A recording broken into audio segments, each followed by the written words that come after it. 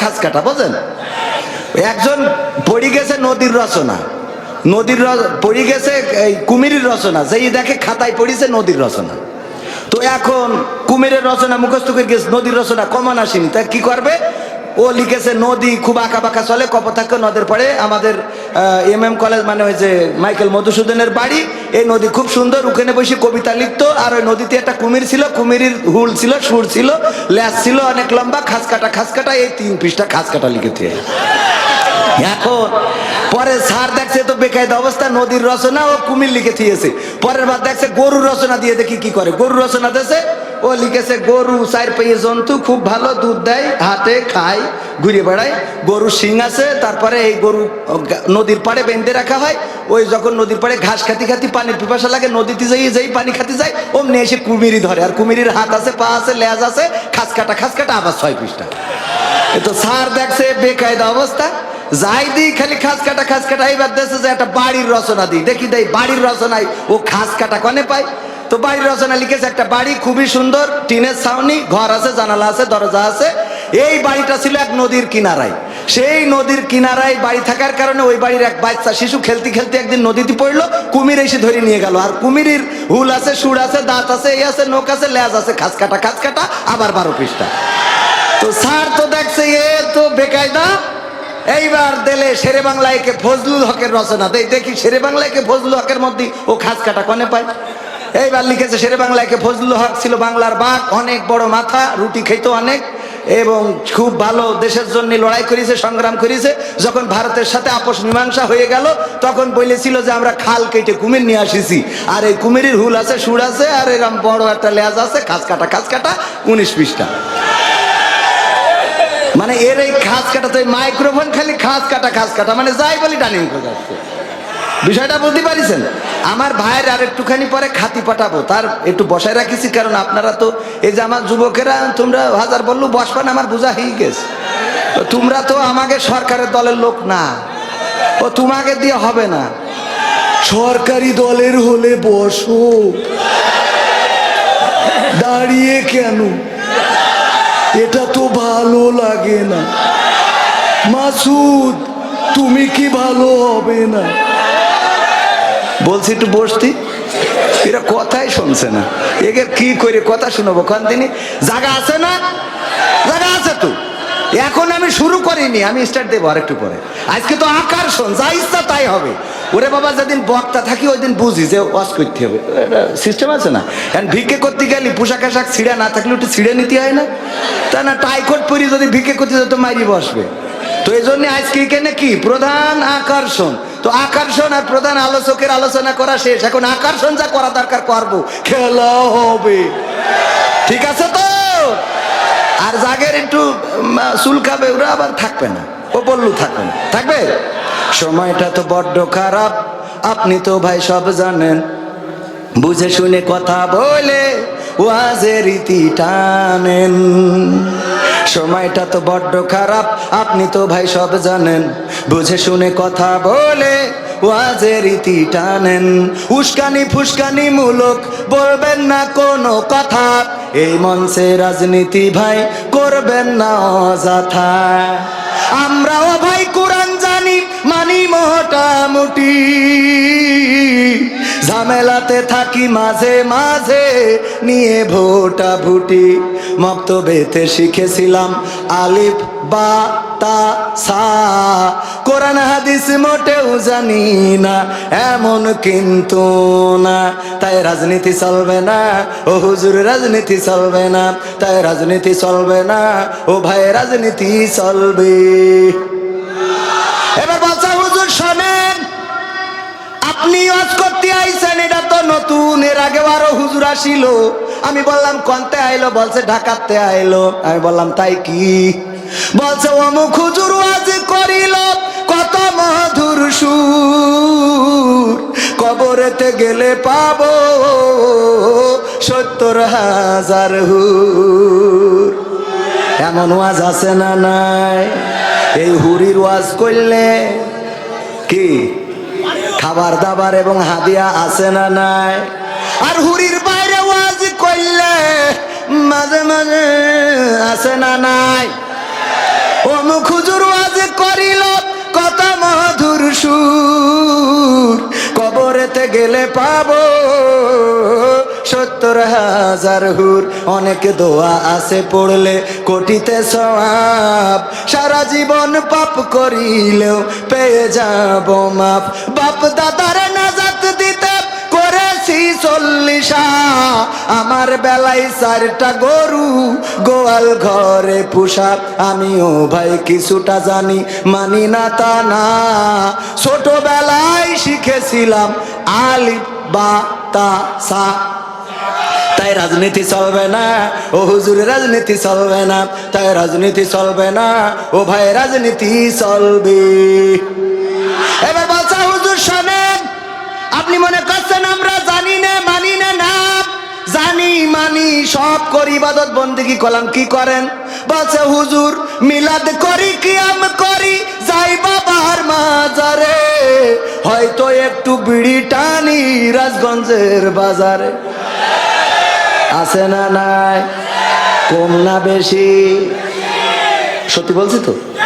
মিলাদ করি, কিয়াম করি, যাই বাবার মাজারে, হয়তো একটু বিড়ি টানি মনিরামপুরীর বাজারে। ফজর নামাজ হয় না পড়া, থাকি তখন নিদে। হুজুর বিশ্বাস করেন আল্লাহর কিরে হয় না কাজা, নামাজটা 2 ঈদে। আছে না নাই? তবে আর একটা ঘটনা ঘটাই গো, ঈদের নামাজ টেলিভিশনের সাংবাদিক সাক্ষাৎকার নিচ্ছে যে আগামীকাল কটায় জামাত হবে। বলছে আগামীকাল ঈদুল আজহার 9টার সময় জানাজার নামাজ হবে। কে নামাজ হবে? ঈদুল আজহার। আমি বললাম তাহলে একটা মরিয়ে শেষ আর একটা বাকি, ঈদুল আজহা শেষ ফিতর বাকি। কি যুবকেরা এ কথা কও না কেন? তোমাকে ফ্রি ফায়ার খেলি খেলি এনার্জি চলি গেছে। আগে যুবকরা যদি, আগে মানুষ যদি চিকুন হইতো তো মানুষ বলতো তুই কিছু খাইস না নাকি, তোর এই অবস্থা কেন? আর এখন যদি চিকুন হয় কয় কিছু খাওয়া ধরেছিস নাকি? ঠিক না বেঠে? কয় কিছু খাওয়া ধরেছিস? পাকা হুজুর সব জানে। হ্যাঁ, এ হুজুর তো সে হুজুর না, এ হুজুর আরো পরে অনেক বড় হুজুর হবে ইনশাআল্লাহ। ও মাহফিল শুরু করা হয়নি ভাই, বসায় রাখেছি, খাতি ফাটাবো, শুরুটা করে নি। হ্যাঁ মাঝখানে থাক, শুরুটা করে নি। হাত তোলেন, হাত তোলেন। এই যে অনেকেই আছে। একজন মালয়েশিয়ায় তার মান নিয়ে গেছে, নিয়ে যাওয়ার পরে মা মরি গেছে। তো যাওয়ার পরে চিঠিটি লিখে পাঠাইছে মা ইবু সুডা মাতি, ইবু সুডা মাতি। ওই যারা মালয়েশিয়ায় আছে ওরা বুঝতে পারছে, মানে মালাই ভাষায় ইবু সুডা মাতি মানে মা মরি তেস মারা শেষ। এখন এই চিঠি লিখে দেয় সেই জন্য যে এই চিঠি যদি লিখে দিই ও ডাইরেক্ট জন্য কিরাস না খায়। অনেক সময় আছে না মুখের পরে যদি বলি ফেলে তোর আব্বা মরি গে, ও তো ঠাস করি তো স্টপ করবে। ওর আস্তে করে বলতে হয় এই চল দিন হাসপাতালে, মনে হয় তোর আব্বা একটু অসুস্থ, একটু ঝামেলায় আছে মনে হয়। এই বলি আস্তে করে গাড়িতে নিয়ে বলতে হয় দেখ হায়াত মৌতের কথা তো বলা যায় না, কখন কি হয় আল্লাহ কার কখন নেবে বলা তো যায়। এইভাবে বুঝতে বুঝতে লাস্টে কোথায় যে বলো গেছে। ঠিক না বে ঠিক? মরি গেলে আপনি ফসাং করে করেন এই তোর আব্বা মরিয়ে গে, ও তো ওখানে স্টক করবে। আয় হায় আমার তো তেজ মারা শেষ, এখনো বিয়ে হইলো না। ঠিক আছে তো, কথাটা বুঝবেন। এখন ও পাঠাইতেছে যে মালাই ভাষায় লিখে দিলাম, আমার এক চাচা থাকে মালয়েশিয়ায়, তাহলে চাচার কাছে যাবেন, চাচা ছুটিতে গেছে, যে কইবেন এই যে কি লিখে দেস এ তো বুঝিনি, একটু বুঝাই দেন। তা চাচা সান্ত্বনা দিয়ে বলবেন যে দেখ হায়াত মৌতের কথা তো বলা যায় না, কিল্লা ফতে। তো এখন এই কথা বুঝানোর জন্য ও মালাই ভাষায় লেখ। ও করিস কি কোনো জায়গায় না যাইয়ে ও ওইটা পড়িয়ে মাঠে যেয়ে গান গাইতেছে, ইবু সুডা মাতি, ইবু সুডা মাতি। আরে গান খুব কায়দা করে গান তৈরি। পাশ দিয়ে যখন আর একজন যাচ্ছে বলছে কি করছিস রে, বলছে আমি নতুন একটা মালাই ভাষার গান পাইছি। কি গান? তাই যে ভাই বিদেশ থেকে লিখে পাঠাই দিয়েছে, ইবু সুডা মাতি, ইবু সুডা মাতি। সুর ভালো হয়েছে না? বলছে সুর তো ভালো হয়েছে, কিন্তু এর মানে কি জানিস? তা বলছে না। বলছে এর মানে হইলে তোর মা কনে থাকে? বলছে মালয়েশিয়ায় গেল। বলছে ওখানে মরি গে। এখন গান কি আরো গাবে? ও বলছে ও আল্লাহ এ কি হইলো ও বাবা। কানবে না? কানবে না? তার মানে বুঝার দরকার আছে না নাই? কোরআন যদি না বোঝে তো সারা জীবন পড়ে ও জিহাদ খুঁজে পাবে? ও তো খালি গান গাই বেড়াবে ইবু সুডা মাতি। কথা কি বোঝা গেছে? আরেকটা বুঝাই দেবো আব্দুল্লাহ আলামিন ভাই বুঝাইতো। সেটা হইলো কি, এক মসজিদের ইমাম সাহেব সে ছিল একটু ন্যাংরা। কি আপনারা খুড়া বলেন না ন্যাংরা? ন্যাংরা। এই ন্যাংরা আর একজন মুসল্লি ছিল একটু চোখে কম দেখে। তো দুইজনে ওই টেলিভিশনের দোকানে, চার দোকানে বসে চা খাচ্ছে। তা হুজুর বলছে যে এবার মাশরাফির দল খুব ভালো খেলতেছে। বলছে ভালো খেলতেছে, তো ভোট করি এমপি ভালো খেলছে না ছাই খেলছে? বলছে সাকিব হাসান ভালো খেলছে। তা বলছে সেও তো এমপি। দুইজনে তর্ক করতে করতে এক পর্যায়ে মাগরিবের আজান হয়েছে। ইমাম বলছে যে শোনো, ইমাম মনে আছে তো? কি ন্যাংরা। ইমাম বলছে চলো আজান হয়ে গেছে, নামাজটা পড়ে আসি। মসজিদে যেই নামাজ পড়ছে, ইমাম নামাজের মধ্যে তেলাওয়াত করেছে ওয়া কানা মিনাল কাফিরিন। কানা পিছনতে বলছে হুজুর তো জম্মের খান। সাকিব খান আর মাশরাফি নিয়ে গোলমাল হইলো চার দোকানে, সাকিব আল হাসান আর মাশরাফি। আর হুজুর নামাজের মধ্যে দিয়ে আমার বলছে ওয়া কানা মিনাল কাফিরিন, আমি কানা কাফের। এ কোন ধরনের হুজুরে? আচ্ছা হুজুরের আজকে মাফ করে দিলাম, এবার কোনোদিন যদি বলে তাইলে সেদিন ছাড়বো না। এরপরে আবার যেদিন আর একবার তেলাওয়াত করে ফেলাইছে ইমাম সাহেব ওয়া কানা মিনাল কাফিরিন। কানা বলছে হুজুর আগের দিন মাফ করে দিলাম, আপনি আমার গ্রামের হুজুর, হাজার হলো মসজিদের ইমাম, আপনার সম্মান আছে। আর আপনার কত যত্ন করে আমরা খাওয়াই, আমার বউ মুরগি জবাই করে কিডনি ফুসফুসে খুলে আপনার খাওয়ায়। আর আপনি প্রতিদিন নামাজ দিয়ে বলেন যে ওয়াকানা মিনাল কাফিরিন। আপনি ইমাম, আপনার বলার অধিকার আছে বলে আমার প্রতিদিন কাফের বানাবেন তা হবে না। আমার তো লুকমা দেওয়ার অধিকার আছে, আজকে আমি লুকমা দিচ্ছি। আল্লাহু আকবার। ওয়া ন্যাংরা মিনাল ফাসিকিন। আমি কানা কাফের হইলে তুমি ন্যাংরা ফাসে। তাহলে কি বোঝা গেছে? কি বোঝা বোঝে? কি বোঝা গেছে তো? হুজুর জিহাদ মিহাদ কোথায় আছে দেখিনি কোনখানে, দরগা পীরের মাজার আমার অনেক বেশি টানে, সেথায় গেলে শর্টকাটে ভাই জান্নাত পাওয়া যায়, পরকালে তরাই নেবে চিন্তা তেমন নাই। পীর সাহেবের কাছে মুরিদ আমি আমার নেতা, বছর বছর নাজরানা দি আমি আবার সেথা, হইলে ওরস কোনোভাবে মিস তো করি না, ওখান থেকে আল্লাহ রাসূল হয়েছে জানা। তাই রাজনীতি চলবে না ও হুজুর, রাজনীতি চলবে না, তাই রাজনীতি চলবে না ও ভাই, রাজনীতি চলবে। আমরাও বলি কোন রাজনীতি হবে না। কোরআনের মাহফিল কেন রাজনীতি করব? কেন রাজনীতির কথা বলবো গো? রাজনীতি তো তাদের দরকার যারা ট্রাক নিয়ে দৌড়দৌড়ি করে, যারা বাস নিয়ে দৌড়দৌড়ি করে, যারা ইগল নিয়ে দৌড়দৌড়ি করে, যারা কিস্তি নিয়ে দৌড়দৌড়ি করে, তারা রাজনীতি করো, কোনো আপত্তি নেই এই রে। আমরা কোরআনের নীতির কথা বলবো, তোমরা আমাদের কোনো ঝামেলা করবা না। ঠিক না বেঠে? কোরআনের নীতি করা যাবে তো? কোরআনের পক্ষে কথা বলবো, দল মত নির্বিশেষে কোরআন কায়েমের জন্য যদি ডাক আসে, আমি বলেছি ওগো তাওহীদি জনতা, কে আওয়ামী লীগ, কে বিএনপি, কে জামাত, কে জাসদ, কে বাসদ, কে হেফাজত, এটা বড় কথা নয়। আল্লাহর দিন আল্লাহর জমিনে কায়েম করতে হবে। যেইখানে আছো সেইখান থেকেই তোমাকে চেষ্টা করতে হবে। কোরআন কায়েমের জন্য যদি ডাক আসে, দিন কায়েমের জন্য যদি ডাক আসে, মুসলমান পরিচয়ে সব ভেদাভেদ ভুলে রাজপথে থেকে বুকের তাজা রক্ত যদি ঢেলে দিতে হয়, বুকের তাজা রক্ত ঢেলে দিয়ে সেই রক্তের সাগরে সাঁতার কেটে কেটে একটি রক্তাক্ত বিপ্লবী কালেমার পতাকা বাংলার জমিনে উড়ানোর জন্য প্রস্তুত কারা কারা দুটি হাত দেখতে চায়?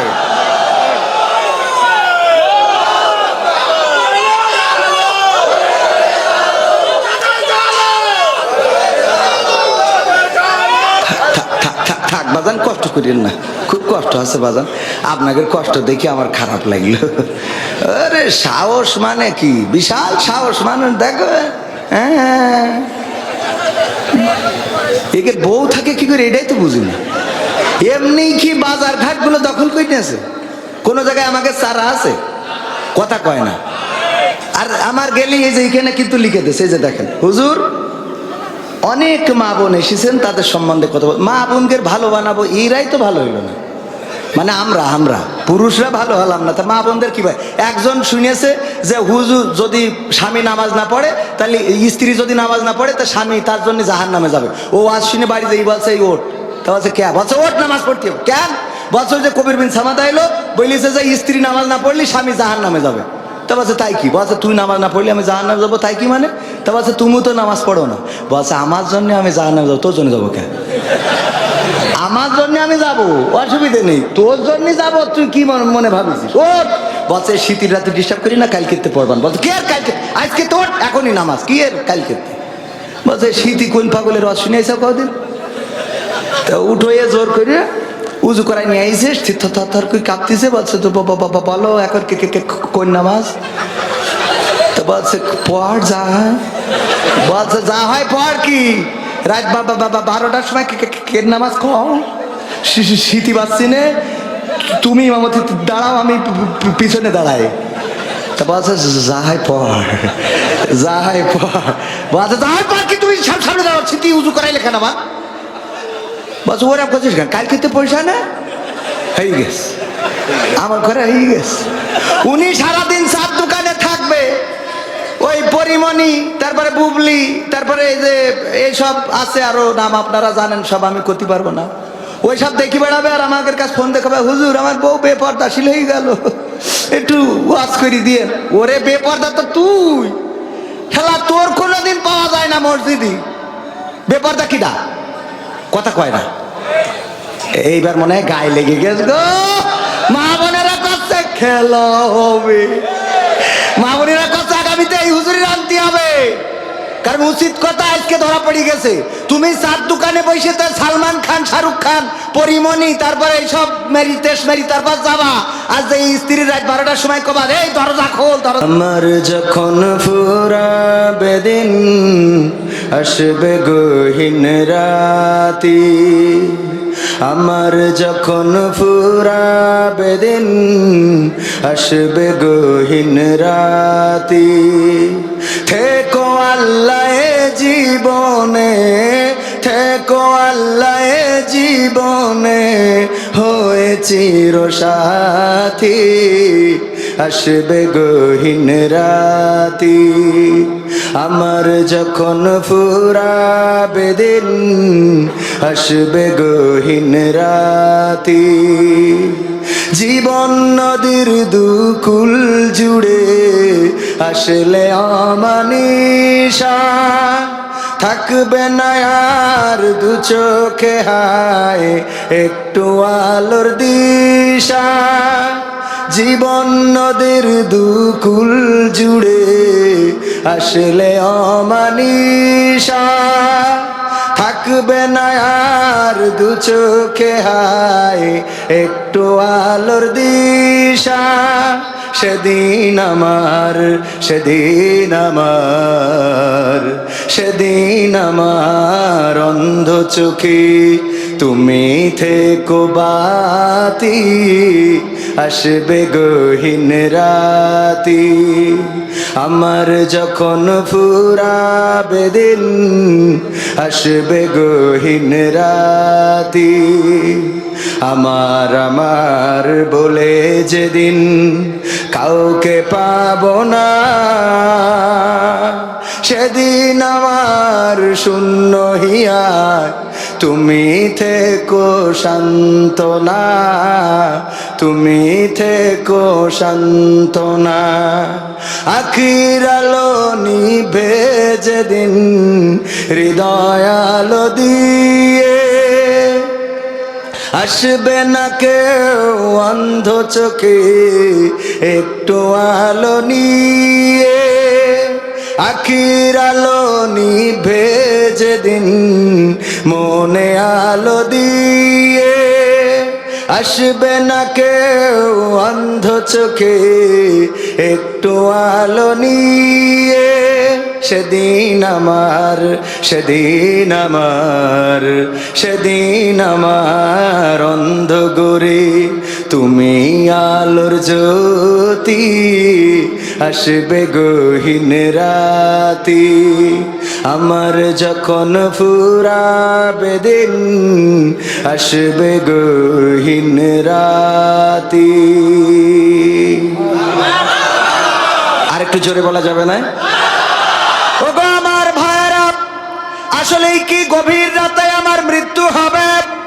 না, আমি জানি না গভীর রাতে হবে নাকি দিন দুপুরে হবে নাকি সকালে হবে নাকি বিকালে হবে। আমার লাশ পাওয়া যাবে নাকি যাবে না? কোন নদীতে ডুবে মারা যাব কিনা, কোন বিমান ক্রাশ খেয়ে মারা যাব কিনা আমি জানি না। আমরা কেউ কি জানি নাকি? মানুষ যেভাবে মারা যায় কোনো না কোনো একভাবেই তো মারা যাব। একদিন পৃথিবী ছেড়ে আমাদের চলে যাওয়া লাগবে। অন্ধকার কবরের বাসিন্দা যেদিন হয়ে যাব, বলেন আমাদের সাথে আপন কেউ থাকবে? কেউ থাকবে না। আমার ভাই সাইফুল্লাহ বিন কুরবান অনেক বড় হৃদয়ের মানুষ, কলিজার মানুষ, আমার সাথে কবরে যাবে নাকি? না, যাবে না। যারা এখানে দাওয়াত দিয়েছেন অনেকেই বড্ড ভালোবাসেন। কেউ বলেন কোরআনের জন্য ভালোবাসি, কেউ বলেন এই হালোর জন্য ভালোবাসি, কেউ বলেন খেলা হবে তার জন্য ভালোবাসি, কেউ বলেন আল্লাহর জন্য ভালোবাসি। যে যেভাবে ভালোবাসেন না কেন, মারা যাওয়ার পরে আপনারও তো দূরের কথা, যারে এত ভালোবাসা দিলাম প্রতি রাতে সাথে নিয়ে ঘুমাই, দুইটা বাচ্চা একটা বউ, কেউ যাবে নাকি সাথে? যাবে? কেউ যাবে না। সেই অন্ধকার কবরের সাথী কে হবেন? কে হবেন? আল্লাহ যদি কারো সাথী হয়ে যায়, আল্লাহ যদি কারো অভিভাবক হয়ে যায়, আল্লাহ যদি কারো বন্ধু হয়ে যায়, আল্লাহ রাব্বুল আলামিন যদি কারো দায়িত্ব নিয়ে নেয়, তাইলে তার আর কোনো কিছু হারানোর ভয় থাকে নাকি? কোনো কিছু হারানোর ভয় থাকে না। এই গ্রামে এই ইউনিয়নে চেয়ারম্যান যদি কারো পক্ষে থাকে, তার পাওয়ার আছে না নাই? মনে করেন চেয়ারম্যানের পিএস, যে রানিং পিএস, ওই পিএস এর পাওয়ার বেশি না কম? বেশি না কম? এখন এই চেয়ারম্যান যদি ফেল করে, চেয়ারম্যান আগে পালাবে না পিএস আগে পালাবে? কিরা পালাবে আগে? পিএস আগে পালাবে। কারণ চেয়ারম্যানের থেকে ওই এত বাড়াবাড়ি ও রে সে রে, চেয়ারম্যানের কেউ মারবে না, ওরে পালি কেউ ছাড়বে। খেলা হবে, খেলা হবে, ঠিক না বেঠে? এই জন্য আমরা কোন চেয়ারম্যানকে অভিভাবক চাই না, কোন এমপি কে অভিভাবক চাই না। কারণ যে সংসদে এমপি ছিল মমতাজ, তার যে পিএস ছিল, এখন তার খাওয়া আছে নাকি? না, খাওয়া নাই। যে টাকলা মুরাদ সংসদ থেকে ইসলামটারে দূরে সরাইতে চাইলো, তারও এখন খাওয়া আছে নাকি? ওরে নিয়ে যারা বড়াই করেছে, অহংকার করেছে, তাদের এখন পাওয়ার আছে নাকি? না, নাই। তবে একজনের পাওয়ার কোনোদিন কমে না, সেটা হলো আল্লাহ। আর আমরা আল্লাহর পিএস, আল্লাহর পার্সোনাল সেক্রেটারি হইতে চাই, ঠিক না বে ঠিক? আল্লাহ আমাদের প্রতিনিধি করেছেন। কার প্রতিনিধি? আল্লাহর প্রতিনিধি। মাঝে মাঝে চেয়ারম্যানের প্রতিনিধি আসে না, খলিফা করে পাঠিয়েছেন আল্লাহ আমাদের। আমার ভাইজান অনেক ভালো মানুষ এসেছেন, আগে পরিচয় ছিল অনেক ইউটিউবারদের দেখে ভালো লাগে, কত কষ্ট করে প্রতিদিন মাহফিলের জন্য। অনেককেই সম্মান দিতে পারি না, ক্ষমা চেয়ে নিই। আপনারাও যারা সামনে আছেন, আমার থেকে অনেক বড় আল্লামা, অনেক বড় আলেম ওলামা রয়েছেন। আমি তো ক্ষুদ্র মানুষ, ঠিক না বেঠিক? ক্ষুদ্র, কিন্তু আমি কি ভাইরাল রোগের রুগী। তবে ভাইরাল আমি হইতে চাই নাই, আপনারা যতদূর করেছেন। ভাইরাল হওয়ার উদ্দেশ্য নিয়ে আসি নাই। এই যে আসলাম মাহফিলে, কোন মূলত আল্লাহর পথে চলার উদ্দেশ্য নিয়েই এই পথ চলা, তাছাড়া অন্য কোনো উদ্দেশ্য এখানে নেই। আর যা কিছু করতে হচ্ছে সময়ের প্রয়োজনে, দায়িত্বের প্রয়োজনে, কর্মের প্রয়োজনে, অবস্থার পরিপ্রেক্ষিতে। এটা কেমন? ধরেন যদি কেউ দাওয়াত দেয়, সাইফুল্লাহ বিন কোরবান ভাই সাক্ষী, যদি কেউ দাওয়াত দেয়, হুজুর আপনার কি কোনো চাহিদা আছে? তো না, কোনো চাহিদা নেই, যা দেবেন ওতেই খুশি। কয় এই ফোন কাট, হুজুরির ওইরকম ডিমান্ড নেই, এ হুজুর দিয়ে হবে না। সত্য না মিথ্যা? হুজুর কত টাকার হুজুর, এইটা হলো বড় কথা। এই ছাড়া এখন দাওয়াত দেন আপনারা? ভালো হুজুর পরেশগার দেখি দাওয়াত দেয়? হুজুর কত টাকা নেয় সেইটা দিয়ে খেলা হবে, তাছাড়া খেলা হবে? এই হলো অবস্থা। এই জন্য বলেছি সময়ের প্রয়োজনে, বাস্তবতার প্রয়োজনে। এর মধ্যে একটা কথা না বললেই নয়। আমার গতকালকে মাহফিল ছিল সাতক্ষীরায়, সেখানে আমাদের আহলে হাদিসের ভাইয়েরা, আমরা তাদেরকে যথেষ্ট সম্মান করি, কারণ ওরাও আমাদের ভাই, আমরাও তাদের। আমরা হাদিসের বাইরের লোক কেউ না, হাদিসের বাইরের লোক না, কিন্তু কেন জানি একটা ফাঁকা করে রেখেছে, আল্লাহ সেই ভালো জানে।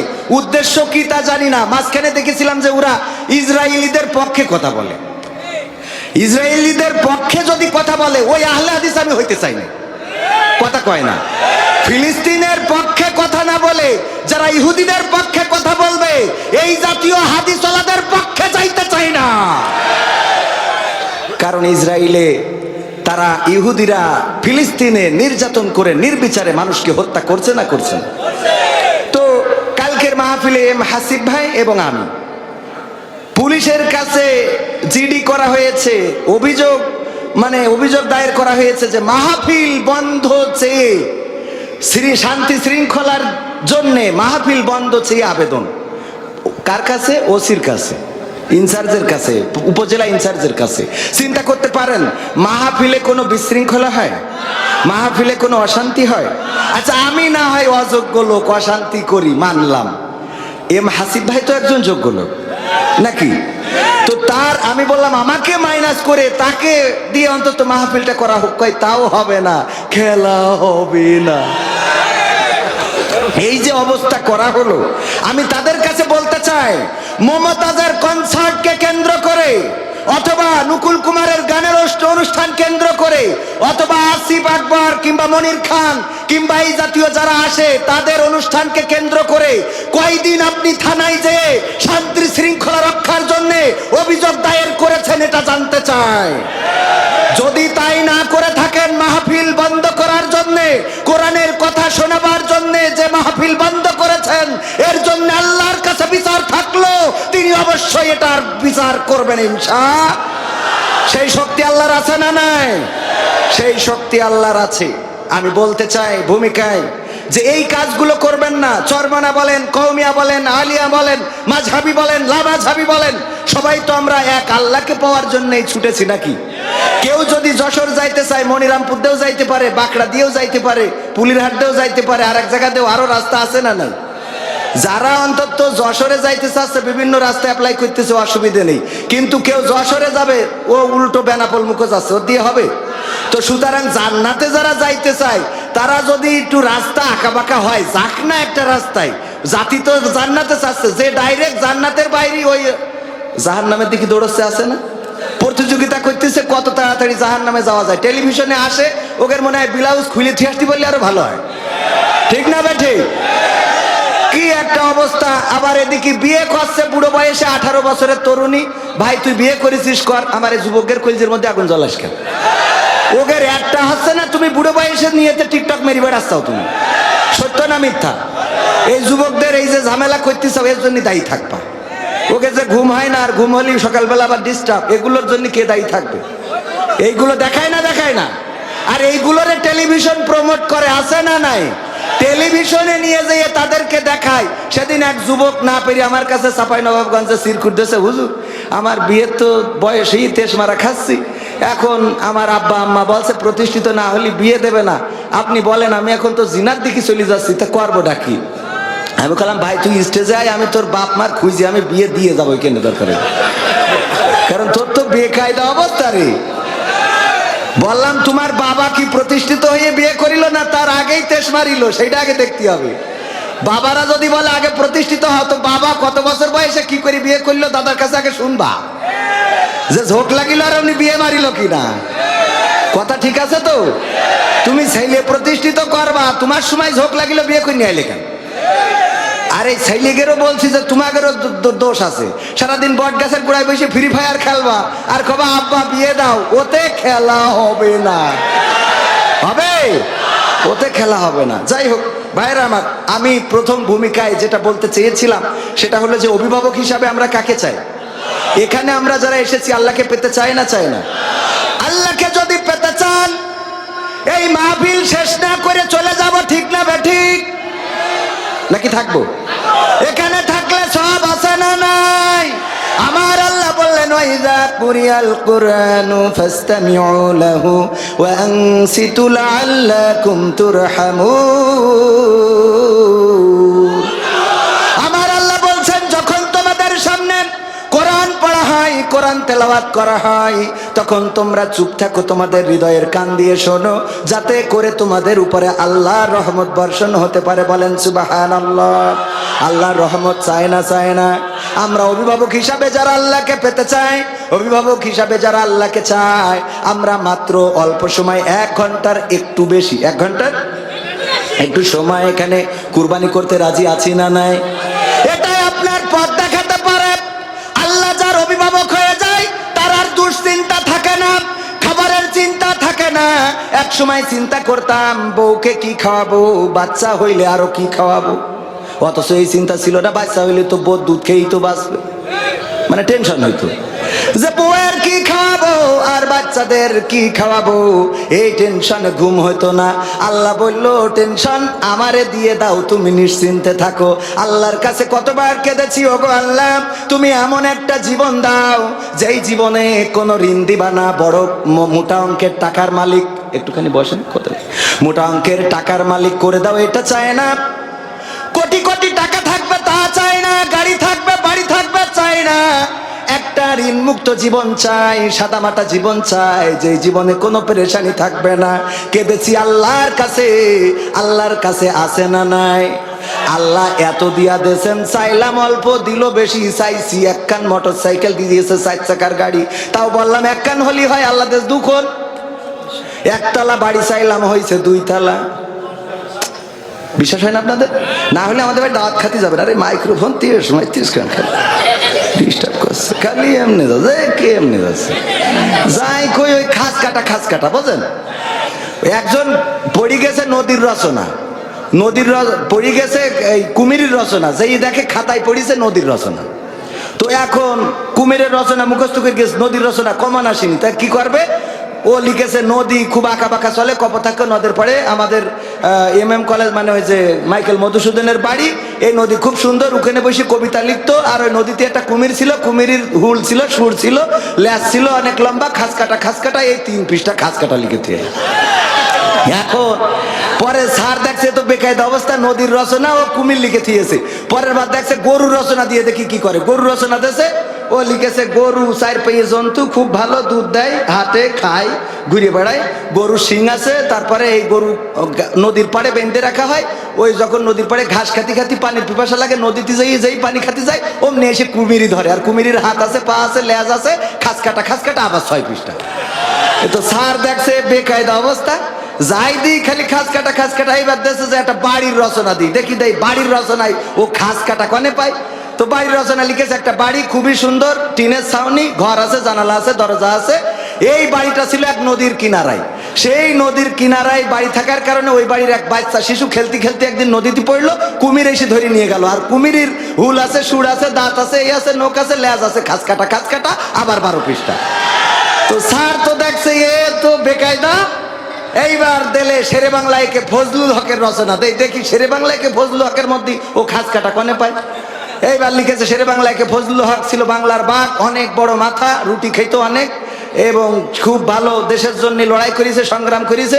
যখন ভারতের সাথে আপোষ মীমাংসা হয়ে গেল তখন বলেছিল যে আমরা খাল কেটে কুমির নিয়ে আসিছি, আর এই কুমিরের হুল আছে, সুর আছে, আর এরকম বড় একটা লেজ আছে, খাস কাটা 19 পৃষ্ঠা।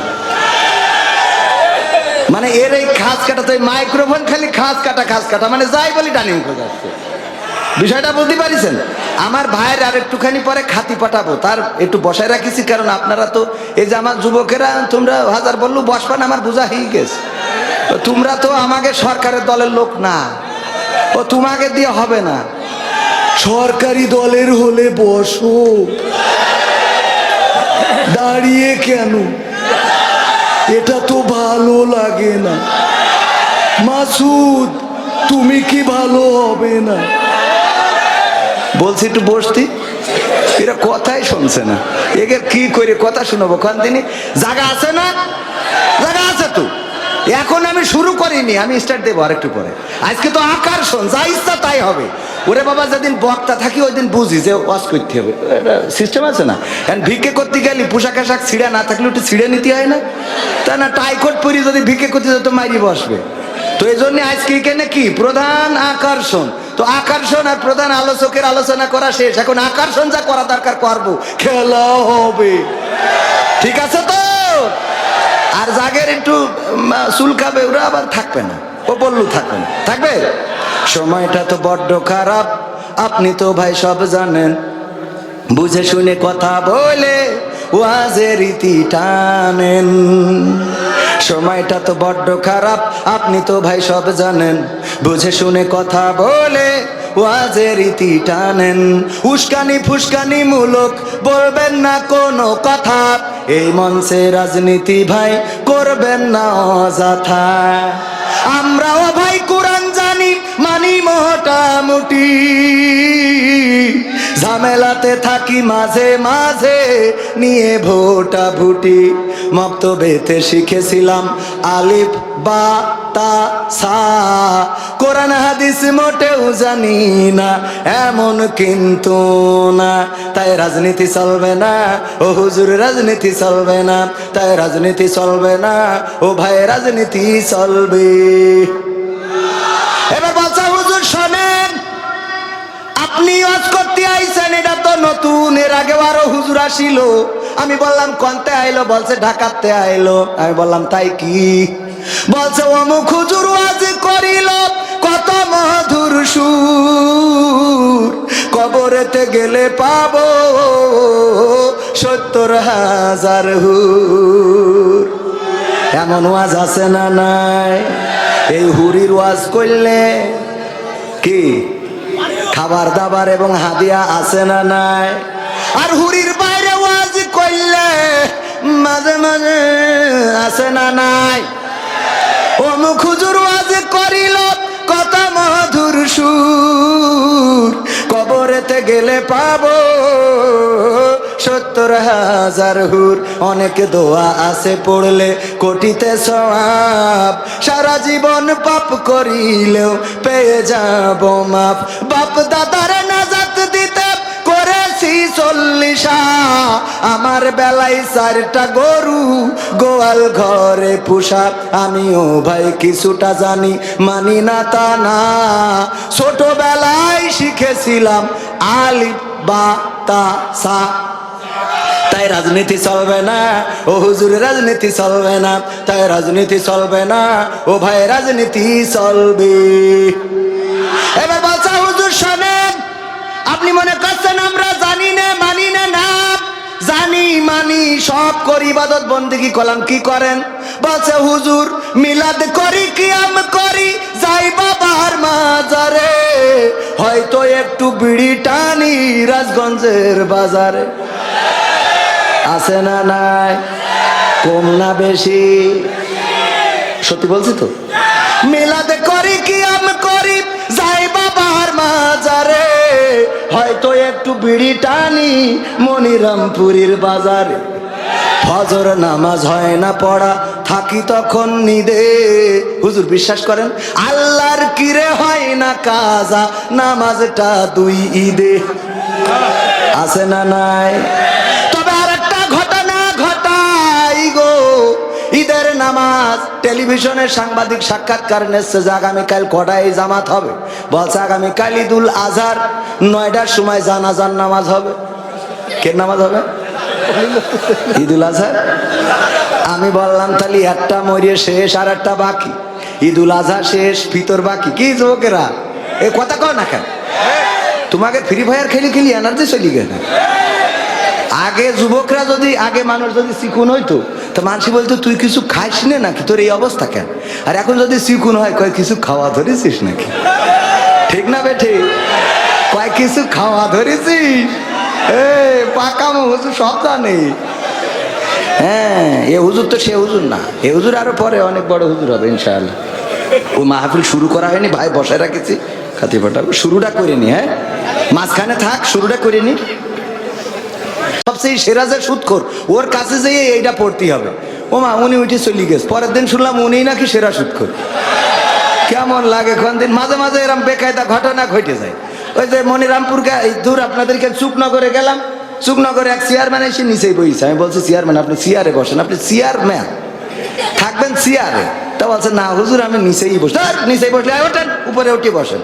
তা বলছে যে না হুজুর আমি বলছি শুধু এখানে বসলে হচ্ছে না, আজকে ঈশার নামাজ হলে এখানে জামাত হয়েছে, কিন্তু অন্য ইমামরা ইমামতি করেছে। আপনি চেয়ারম্যান, ইউনিয়নের চেয়ারম্যান, আগামীতে ঈশার নামাজ হবে, জামাত হবে, আপনি থাকবেন সামনে, ইমামতি করে দেবেন, সবাই নামাজ পড়বে আপনার পিছনে।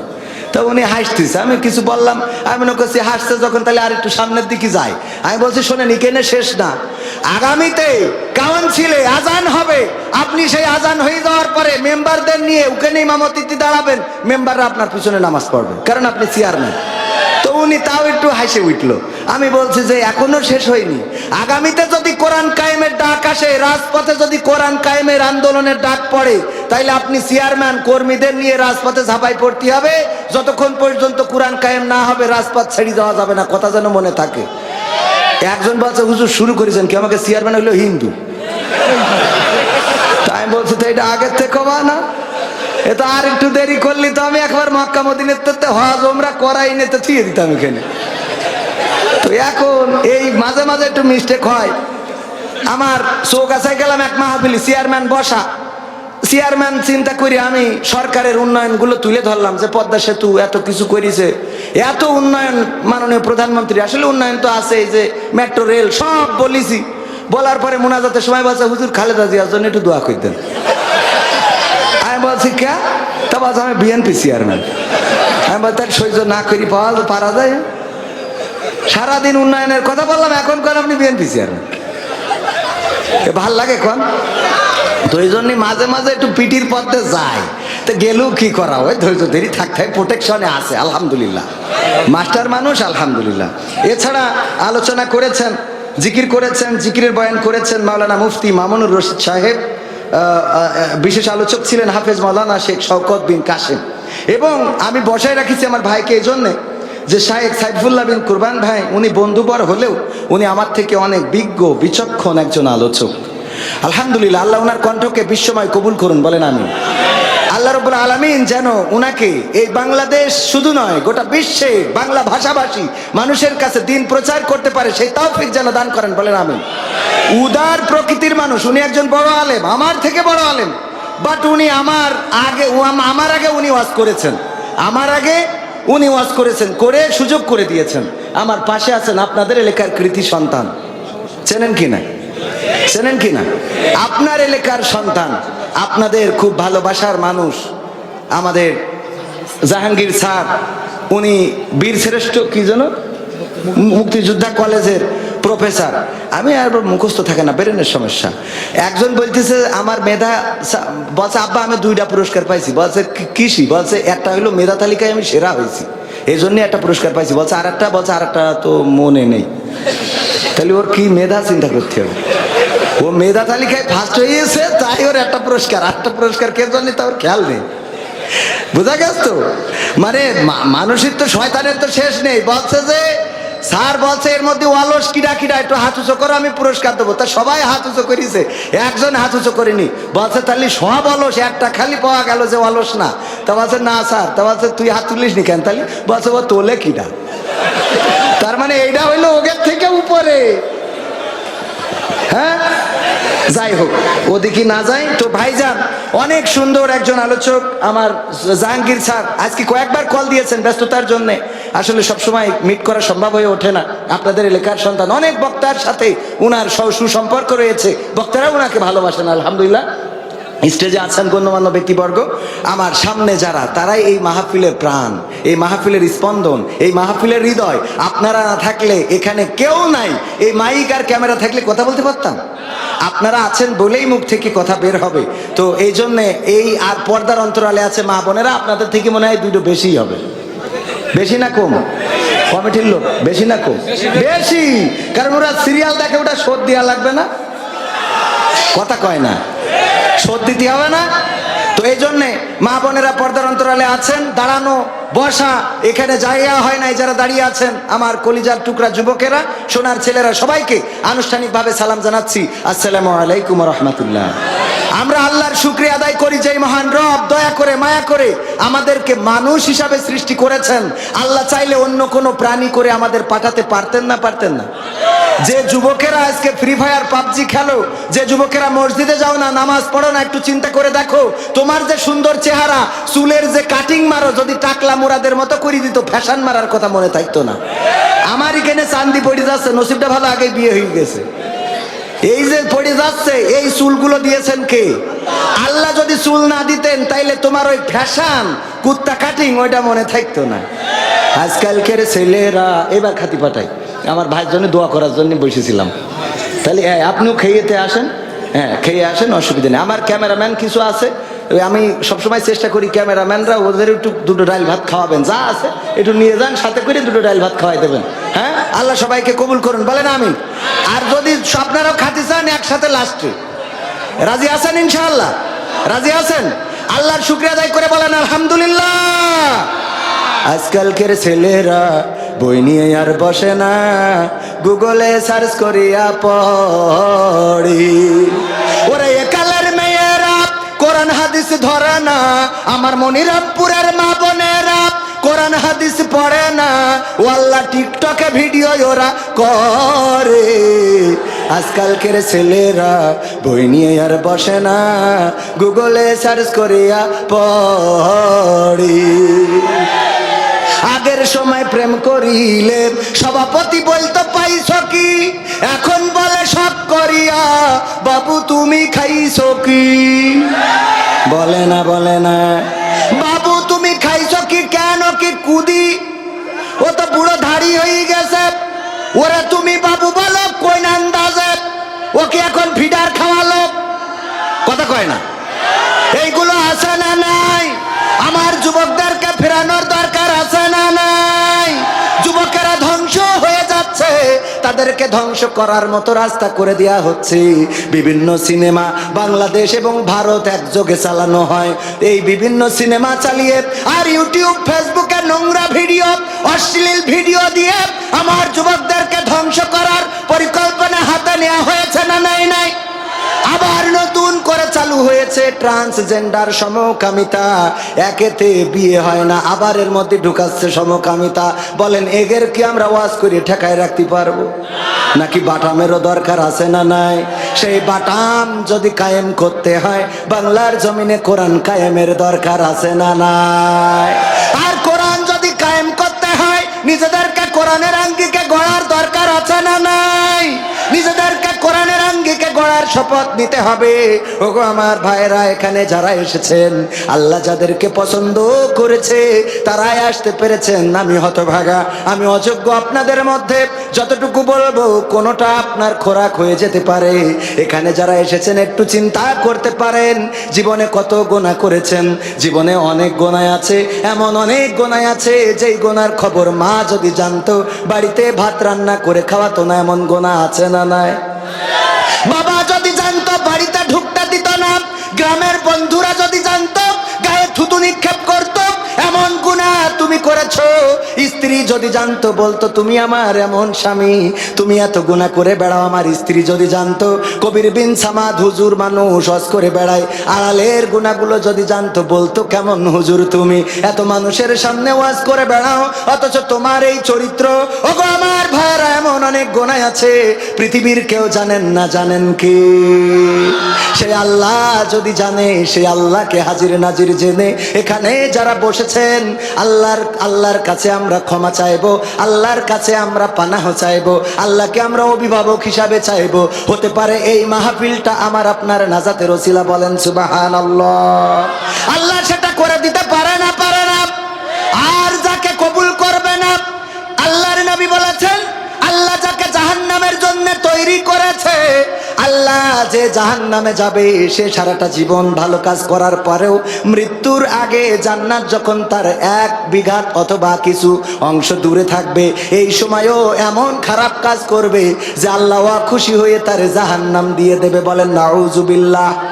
আবার অনেকেই আছে সারাটা জীবন অন্যায় করলো, গুনাহ করলো, জেনা করলো, ব্যভিচার করলো, কিন্তু আল্লাহ রাব্বুল আলামিন তার মৃত্যুর সময় এমন কোন কর্মের পরে সন্তুষ্ট হয়ে গেল যে আল্লাহ তার জান্নাত দিয়ে দিবে। বলেন সুবহানাল্লাহ।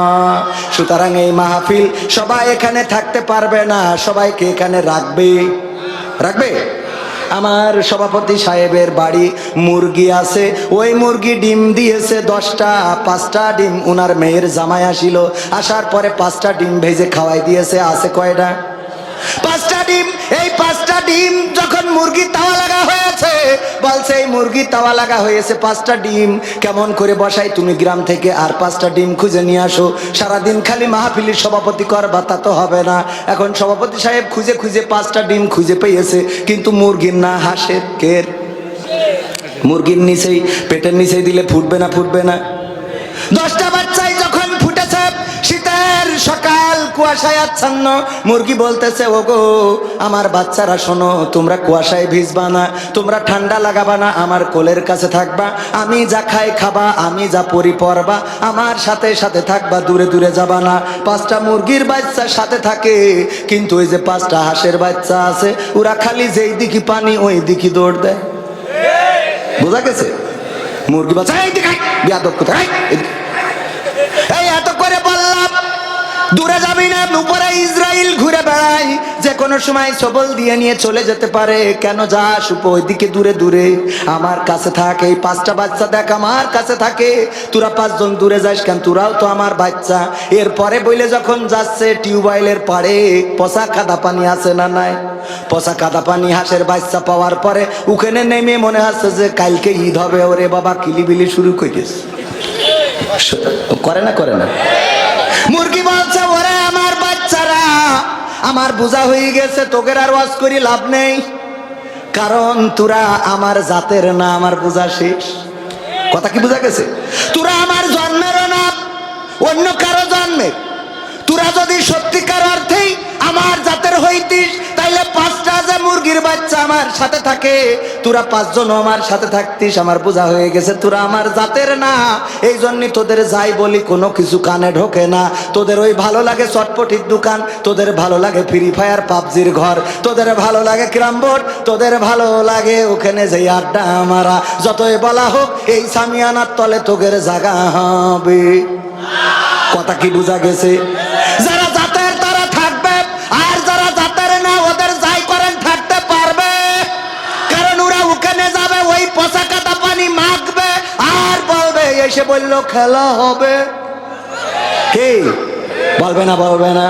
ভাইরা আমার, গান তো শেষ করতে পারছি না, অর্ধেক করে রাখছি, মনে আছে কিনা? সব শোনাবো, একবারে কষে দেবো। যতটুকু সময় আছে সময়ের মধ্যে প্রথম আলোচনাটা করে নি। আবার কোরআনের আয়াত তেলাওয়াত করেছি প্রথমেই, শুরুতেই, মনে আছে কিনা? পবিত্র কোরআনের সূরা তহার 55 নম্বর আয়াত। কয় নম্বর? 20 নম্বর সূরার 55 নম্বর আয়াত। আমরা এই আয়াতটা কোথায় পড়ি বলেন দেখি? মিনহা পড়েন, মিনহা খলাকনাকুম ওয়া ফিহা নুঈদুকুম ওয়া মিনহা নুখরিজুকুম তারাতান উখরা। কোথায় পড়ি? মৃত ব্যক্তির কাছে, মরা মানুষকে যখন কবরে নামাই তখন আমরা এই আয়াত পড়ি, অথচ এই আয়াত ওই মরা মানুষের জন্য নাজিল হয় নাই। এই আয়াতের প্রেক্ষাপট ওইটা বলে না, এই আয়াতের শানে নজুল ওইটা বলে না, এই আয়াতটাও ওই কবরবাসীর জন্য নাজিল হয় নাই। আর আমরা এই আয়াতটা নিয়ে যেয়ে লাগাই দিলাম কবরে। কবরে ও গো আমার ভাইয়েরা, কেন নাজিল হয়েছে আলোচনা করব, কার জন্য নাজিল হয়েছে আলোচনা করব। আপনারা থাকতে রাজি আছেন কিনা? থাকতে কি রাজি আছে? আমি জানি মনিরামপুরবাসী ইসলামের জন্য নিবেদিত প্রাণ, কোরআনের জন্য নিবেদিত প্রাণ। পাশাপাশি উপজেলা বলে বেশি দাওয়াত নেওয়া হয় না। আবার আমার যারা দাওয়াত দিতে চায় ওরা ওয়াকশানে মারতে চায়। আমি বলি ওয়াকশানে মেরে লাভ নেই, ঢাকাতে এই নিয়ে 50,000 মেরিয়ে দেন, আপনাদেরও ভাল লাগবে। কথা কয় না?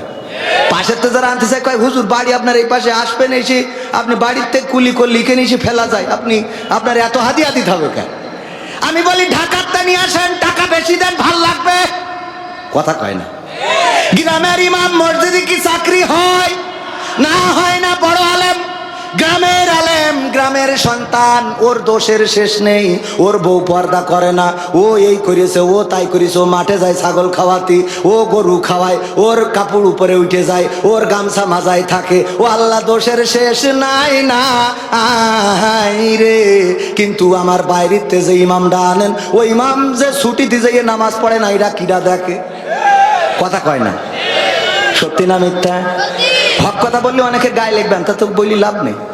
কারণ আমার বলছে যে হুজুর সময়টা তো বড্ড খারাপ, আপনি তো ভাই সব জানেন, বুঝে শুনে কথা বলে ওয়াজের রীতি টানেন। মনে আছে তো?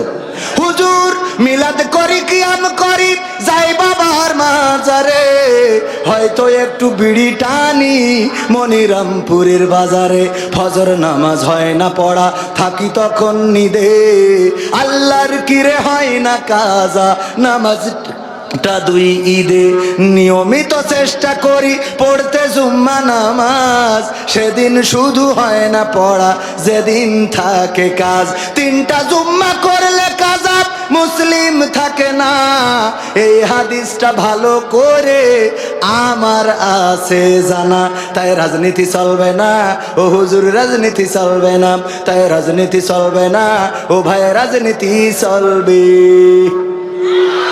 এবার বলছে হুজুর শোনেন, এই যে কোরআন শরীফ আপনারা পড়ে ওয়াজ করেন, এ কোরআন আমি পড়েছি, আমার বউ পড়েছে, আমার শাশুড়ি পড়েছে, শ্বশুর পড়েছে, আমার শালা এমনকি শালিও পড়েছে, কিন্তু এই কোরআনে জিহাদ কোথায় আছে আমি তো খুঁজে পেলাম না। কয় না কথা, কয় না জিহাদ মিহাদ কোথায় আছে দেখিনি কোনখানে, দরগা পীরের মাজার আমার অনেক বেশি টানে গো বাবা, অনেক বেশি টানে, আছে না নাই? জিহাদ কোথায় আছে খুঁজে পাই না, কেন পাই না? কেন পাই না? পড়ে কিন্তু বোঝে না। ওরে আল্লাহ, এই কথা কত এত কষ্ট হয়, পড়ে কিন্তু বোঝার দরকার আছে না? এই জায়গায় মালয়েশিয়ায় ছিলেন মনিরামপুর অনেকেই আছে, আমার সাথে দেখাই ছিল না, হাত তোলেন হাত তোলেন, এই যে অনেকেই আছে। একজন মালয়েশিয়ায় তার মা নিয়ে গেছে, নিয়ে যাওয়ার পরে মা মরি গেছে, তো যাওয়ার পরে চিঠিটি লিখে পাঠাইছে মা ইবু সুডা মাতি, ইবু সুডা মাতি, ওই যারা মালয়েশিয়ায় আছে ওরা বুঝতে পারছে, মানে মালাই ভাষায় ইবু সুডা মাতি মানে মা মরি তেস মারা শেষ। এখন এই চিঠি লিখে দেয় সেই জন্য যে এই চিঠি যদি লিখে দিই ও ডাইরেক্ট জন্য কিরাস না খায়, অনেক সময় আছে না মুখের পরে যদি বলি ফেলে তোর আব্বা মরি গে, ও তো ঠাস করি তো স্টপ করবে, ওর আস্তে করে বলতে হয় এই চল দিন হাসপাতালে, মনে হয় তোর আব্বা একটু অসুস্থ, একটু ঝামেলায় আছে মনে হয়, এই বলি আস্তে করে গাড়িতে নিয়ে বলতে হয় দেখ হায়াত মৌতের কথা তো বলা যায় না, কখন কি হয় আল্লাহ কার কখন নেবে বলা তো যায়, এইভাবে বুঝতে বুঝতে লাস্টে কোথায় যে বলো গেছে। ঠিক না বে ঠিক? মরি গেলে আপনি ফসাঙ্কির করেন এই তোর আব্বা মরিয়ে গে, ও তো ওখানে স্টক করবে, আয় হায় আমার তো তেজ মারা শেষ, এখনো বিয়ে হইলো না। ঠিক আছে তো, কথাটা বুঝবেন। এখন ও পাঠাইতেছে যে মালাই ভাষায় লিখে দিলাম, আমার এক চাচা থাকে মালয়েশিয়ায়, তাহলে চাচার কাছে যাবেন, চাচা ছুটিতে গেছে যে কবেন এই যে কি লিখে দেস এ তো বুঝিনি, একটু বুঝাই দিন, তো চাচা সান্ত্বনা দিয়ে বলবেন যে দেখ হায়াত মৌতের কথা তো বলা যায় না, কিল্লা ফতে। তো এখন এই কথা বুঝানোর জন্য ও মালাই ভাষায় লেখে, ও করিস কি কোনো জায়গায় না যাইয়ে ও ওইটা পড়িয়ে মাঠে যেয়ে গান গাইতেছে, ইবু সুডা মাতি, ইবু সুডা মাতি, আরে গান খুব কায়দা করে গান তৈরি। পাশ দিয়ে যখন আর একজন যাচ্ছে বলছে কি করছিস রে, বলছে আমি নতুন একটা মালাই ভাষার গান পাইছি। কি গান? তাই যে ভাই বিদেশ থেকে লিখে পাঠাই দিয়েছে, ইবু সুডা মাতি, ইবু সুডা মাতি। সুর ভালো হয়েছে না? বলছে সুর তো ভালো হয়েছে, কিন্তু এর মানে কি জানিস? তা বলছে না। বলছে এর মানে হইলে তোর মা কনে থাকে? বলছে মালয়েশিয়ায় গেল। বলছে ওখানে মরি গে। এখন গান কি আরো গাবে? ও বলছে ও আল্লাহ এ কি হইলো গো বাবা। কানবে না? কানবে না? তার মানে বুঝার দরকার আছে না নাই? কোরআন যদি না বোঝে তো সারা জীবন পড়ে ও জিহাদ খুঁজে পাবে? ও তো খালি গান গাই বেড়াবে এই বুঝুটা মাতি। কথা কি বোঝা গেছে? আর একটা বুঝাই দেবো, আর একটা বুঝাই দেবো। আব্দুল্লাহ আলামিন ভাই বুঝাইতো, সেটা হইলো কি, এক মসজিদের ইমাম সাহেব সে ছিল একটু ন্যাংরা। কি আপনারা খুড়া বলেন না ন্যাংরা? ন্যাংরা। এই ন্যাংরা আর একজন মুসল্লি ছিল একটু চোখে কম দেখে। তো দুইজনে ওই টেলিভিশনের দোকানে চার দোকানে বসে চা খাচ্ছে। তা হুজুর বলছে যে এবার মাশরাফির দল খুব ভালো খেলতেছে। বলছে ভালো খেলতেছে, ও তো ভোট করি এমপি, ভালো খেলছে না ছাই খেলছে। বলছে সাকিব হাসান ভালো খেলছে। তা বলছে সেও তো এমপি। দুইজনে তর্ক করতে করতেই এক পর্যায়ে মাগরিবের আজান হয়েছে। ইমাম বলছে যে শোনো, ইমাম মনে আছে তো? কি ন্যাংরা। ইমাম বলছে চলো আজান হয়ে গেছে, নামাজটা পড়ে আসি। মসজিদে যেই নামাজ পড়ছে, ইমাম নামাজের মধ্যে তেলাওয়াত করেছে, ওয়া কানা মিনাল কাফিরিন। কান কানা পিছনতে বলছে হুজুর তো জম্মের খান। সাকিব খান আর মাশরাফি নিয়ে গোলমাল হইলো চার দোকানে, সাকিব আল হাসান আর মাশরাফি। আর হুজুর নামাজের মধ্যে দিয়ে আমার বলছে ওয়া কানা মিনাল কাফিরিন, আমি কানা কাফের। এ কোন ধরনের হুজুরে? আচ্ছা হুজুরের আজকে মাফ করে দিলাম, এবার কোনোদিন যদি বলে তাইলে সেদিন ছাড়বো না। এরপরে আবার যেদিন আর একবার তেলাওয়াত করে ফেলাইছে ইমাম সাহেব ওয়া কানা মিনাল কাফিরিন, কানা বলছে হুজুর আগের দিন মাফ করে দিলাম, আপনি আমার গ্রামের হুজুর, হাজার হলো মসজিদের ইমাম, আপনার সম্মান আছে। আর আপনার কত যত্ন করে আমরা খাওয়াই, আমার বউ মুরগি জবাই করে কিডনি ফুসফুসে খুলে আপনার খাওয়ায়। আর আপনি প্রতিদিন নামাজ দিয়ে বলেন যে ওয়াকানা মিনাল কাফিরিন। আপনি ইমাম, আপনার বলার অধিকার আছে বলে আমার প্রতিদিন কাফের বানাবেন তা হবে না। আমার তো লুকমা দেওয়ার অধিকার আছে, আজকে আমি লুকমা দিচ্ছি। আল্লাহু আকবার। ওয়া ন্যাংরা মিনাল ফাসিকিন, আমি কানা কাফের হইলে তুমি ন্যাংরা ফাসিক। তাহলে কি বোঝা গেছে? কি বোঝা বোঝে? কি বোঝা বোঝে? বোঝা গেছে তো? হুজুর জিহাদ মিহাদ কোথায় আছে দেখিনি কোনখানে, দরগা পীরের মাজার আমার অনেক বেশি টানে, সেথায় গেলে শর্টকাটে ভাই জান্নাত পাওয়া যায়, পরকালে তরাই নেবে চিন্তা তেমন নাই। পীর সাহেবের কাছে মুরিদ আমি আমার নেতা, বছর বছর নাজরানা দি আমি আবার সেথা, হইলে ওরস কোনোভাবে মিস তো করি না, ওখান থেকে আল্লাহ রাসূল হয়েছে জানা। তাই রাজনীতি চলবে না ও হুজুর, রাজনীতি চলবে না, তাই রাজনীতি চলবে না ও ভাই, রাজনীতি চলবে। আমরাও বলি কোন রাজনীতি হবে না, কোরআনের মাহফিল কেন রাজনীতি করব, কেন রাজনীতির কথা বলবো গো? রাজনীতি তো তাদের দরকার যারা ট্রাক নিয়ে দৌড়দৌড়ি করে, যারা বাস নিয়ে দৌড়দৌড়ি করে, যারা ইগল নিয়ে দৌড়দৌড়ি করে, যারা কিস্তি নিয়ে দৌড়দৌড়ি করে, তারা রাজনীতি করো, কোনো আপত্তি নেই এই রে। আমরা কোরআনের নীতির কথা বলবো, তোমরা আমাদের কোনো ঝামেলা করবা না, ঠিক না বেঠে? কোরআনের নীতি করা যাবে তো? কোরআনের পক্ষে কথা বলবো, দল মত নির্বিশেষে কোরআন কায়েমের জন্য যদি ডাক আসে, আমি বলেছি ওগো তাওহীদি জনতা, কে আওয়ামী লীগ, কে বিএনপি, কে জামাত, কে জাসদ, কে বাসদ, কে হেফাজত, এটা বড় কথা নয়। আল্লাহর দিন আল্লাহর জমিনে কায়েম করতে হবে, যেইখানে আছো সেইখান থেকেই তোমাকে চেষ্টা করতে হবে। কোরআন কায়েমের জন্য যদি ডাক আসে, দিন কায়েমের জন্য যদি ডাক আসে, মুসলমান পরিচয়ে সব ভেদাভেদ ভুলে রাজপথে থেকে বুকের তাজা রক্ত যদি ঢেলে দিতে হয়, বুকের তাজা রক্ত ঢেলে দিয়ে সেই রক্তের সাগরে সাঁতার কেটে কেটে একটি রক্তাক্ত বিপ্লবী কালেমার পতাকা বাংলার জমিনে উড়ানোর জন্য প্রস্তুত কারা কারা দুটি হাত দেখতে চায়?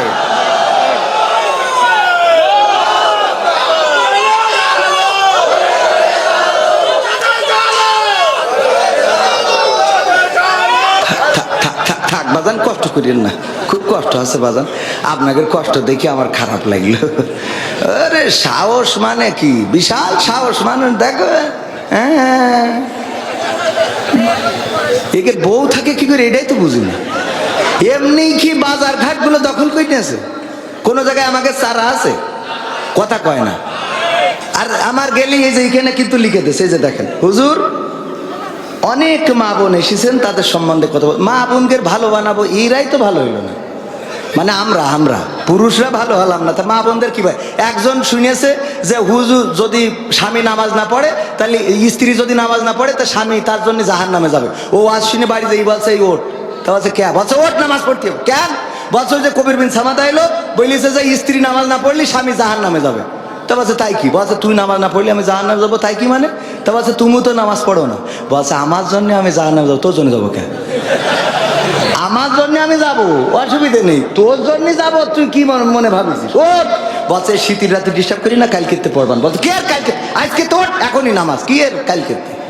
বলছে শীতই কোন পাগলের রস শুনে আইসা কদিন? তা উঠোয়ে জোর করে উজু করাই নিয়ে আইসে, থর করে কাঁপতেছে। বলছে তো বাবা বলো এখন কোন নামাজ? তো বলছে পড় যা হয়। বলছে যা হয় পড় কি? রাত বাবা 12টার সময় কে নামাজ খাও শীতি পাচ্ছি নে, তুমি ইমামতি দাঁড়াও, আমি পিছনে দাঁড়াই। তা বলছে যাই পর যাই পর, বলছে যাই পর কি তুমি সামনে দাঁড়াও, শীতি উজু করাইলে কেন আমার? বলছে ওরা করছিস কেন, কালকে তো পয়সা না হয়ে গেছে, আমার ঘরে হয়ে গেছে। উনি সারাদিন চার দোকানে থাকবে, ওই পরিমণি, তারপরে বুবলি, তারপরে এই যে এইসব আছে আরো নাম আপনারা জানেন সব, আমি করতে পারবো না। ওই সব দেখি বেড়াবে আর আমাদের কাছে ফোন দেখাবে, হুজুর আমার বউ বেপর্দাশীল হয়ে গেল, একটু ওয়াজ করে দিয়ে। ওরে বেপর্দা তো তুই, খেলা তোর কোনোদিন পাওয়া যায় না মসজিদে, বেপর্দা কিডা কথা কয় না। এইবার মনে হয় গায়ে লেগে গেছে গো, মা বোনেরা করছে খেলা হবে, মা বোনেরা করছে আগামীতে এই হুজুরি আনতে হবে, কারণ উচিত কথা আজকে ধরা পড়ে গেছে। তুমি চার দোকানে বসে তো সালমান খান, শাহরুখ খান, পরিমণি, তারপরে এইসব মেরি তেস মেরি, তারপর যাবা আজ এই স্ত্রীর রাত 12টার সময় কবা এই দরজা খোল দরজা। নিজের ভালো হওয়ার দরকার আছে না নাই? স্বামী যদি নামাজি হয় স্ত্রী নামাজি হবে না? হবে না। এই যুবকেরা আসছে লাইলাতুল 14 ফেব্রুয়ারি, লাইলাতুল ভ্যালেন্টাইন্স ডে, ও 14 তারিখই মোটর সাইকেলের পিছনে নিয়ে গদখালি যাইয়ে ঘুরে ফুলির মালা একটা নিকে এনে দিয়ে তে ঘুরে নিয়ে বেড়াবে, আর বিয়ের সময় বলবে হুজুর একটা হাফেজা মেয়ে দেখে আমার লাইন করে দেন। পাকা মকুতাগার হাফেজা দেখে তুই যাইডারে তেজ মাই থুলি ওটা কিরা নেবে, কথা কয় না। এই সত্য না মিথ্যা?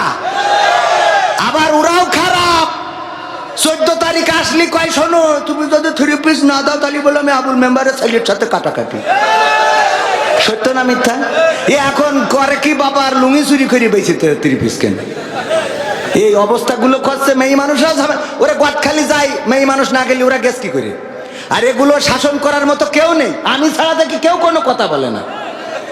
বলে বলেন কেউ কোনো চোখের সামনে দেখ খারাপ হয়ে যাচ্ছে, চোখের সামনে পার করে গেলে কিছুই বলিনি আমি। হ্যাঁ, কেউ প্রতিবাদ করে? প্রতিবাদ করছেন না মানে আপনি আপনার জাহান্নামটা ডেকে নিয়ে আসছেন। মা কয় কি, কয় বাবু তোর মেয়ে কোচিং এ যায়, তো বলছে আজ শুক্রবার যাবে কেন? বলছে আল্লাহ তোর মেয়ে মনে হয় এত ব্রিলিয়ান্ট না কেন? তো বলছে আমার মেয়ে শুক্রবার কেন, ঝড় বৃষ্টি 10 ডিগ্রির নিচেই থাকলেও যায়। এবার হঠাৎ করে একদিন বলছে যে বাবু 3 দিন হইলো মেয়ের খুঁজে পাচ্ছি না। বলছে কেন? তো বলছে আসেনি, বাড়ি আসেনি। বলছে তাহলে কোনে কোচিং করে বেড়াচ্ছে? কোচিং করতে গিয়ে 3 দিন একটা না কোচিং কাছে, পরে খোঁজ পাওয়া গেল কক্সবাজারে। কক্সবাজারেও কোচিং মাস্টার আছে না নাই? এগুলো কি করি ভালো বানাবো? স্টার জলসা জি সিনেমায়, স্টার জলসা জি সিনেমায় জ্বলছে বাংলাদেশ, হিন্দি সিরিয়ালে আমার মা বোন করলো শেষ, ইমো মেসেঞ্জার কলে মা বোন করলো শেষ, পরিবারের অশান্তি আজ যাহার কারণে, ও সব চ্যানেল দাদার দেশের তাও তো সবাই জানে, পরিবারের অশান্তি আজ যাহার কারণে, ও সব চ্যানেল দাদার দেশের তাও তো সবাই জানে, বন্ধ করলেও সব চ্যানেল, বন্ধ করলেও সব চ্যানেল খেপবে দাদা বেশ, হিন্দি সিরিয়ালে আমার মা বোন করলো শেষ, স্বামী স্ত্রী নাই কোনো মিল, সিরিয়ালের অবদান, কত নারী যাচ্ছে ছেড়ে স্বামী ও সন্তান, স্বামী স্ত্রী নাই কোনো মিল, সিরিয়ালের অবদান, কত নারী যাচ্ছে ছেড়ে স্বামী ও সন্তান, পরকিয়া প্রেমের লাগি, পরকিয়া প্রেমের লাগি সংসার হইল শেষ, হিন্দি সিরিয়ালে আমার মনিরামপুরের মা বোন করলো শেষ, নামাজ পড়ার পায় না সময় সিরিয়ালের লাগি, স্টার জলসা জি সিনেমা দেখে সারা রাত্রি জাগি, কেউ বা আবার হিন্দু আনির, কেউ বা আবার হিন্দু আনির ধরে নানান বেশ, হিন্দি সিরিয়ালে আমার মা বোন করলো কি।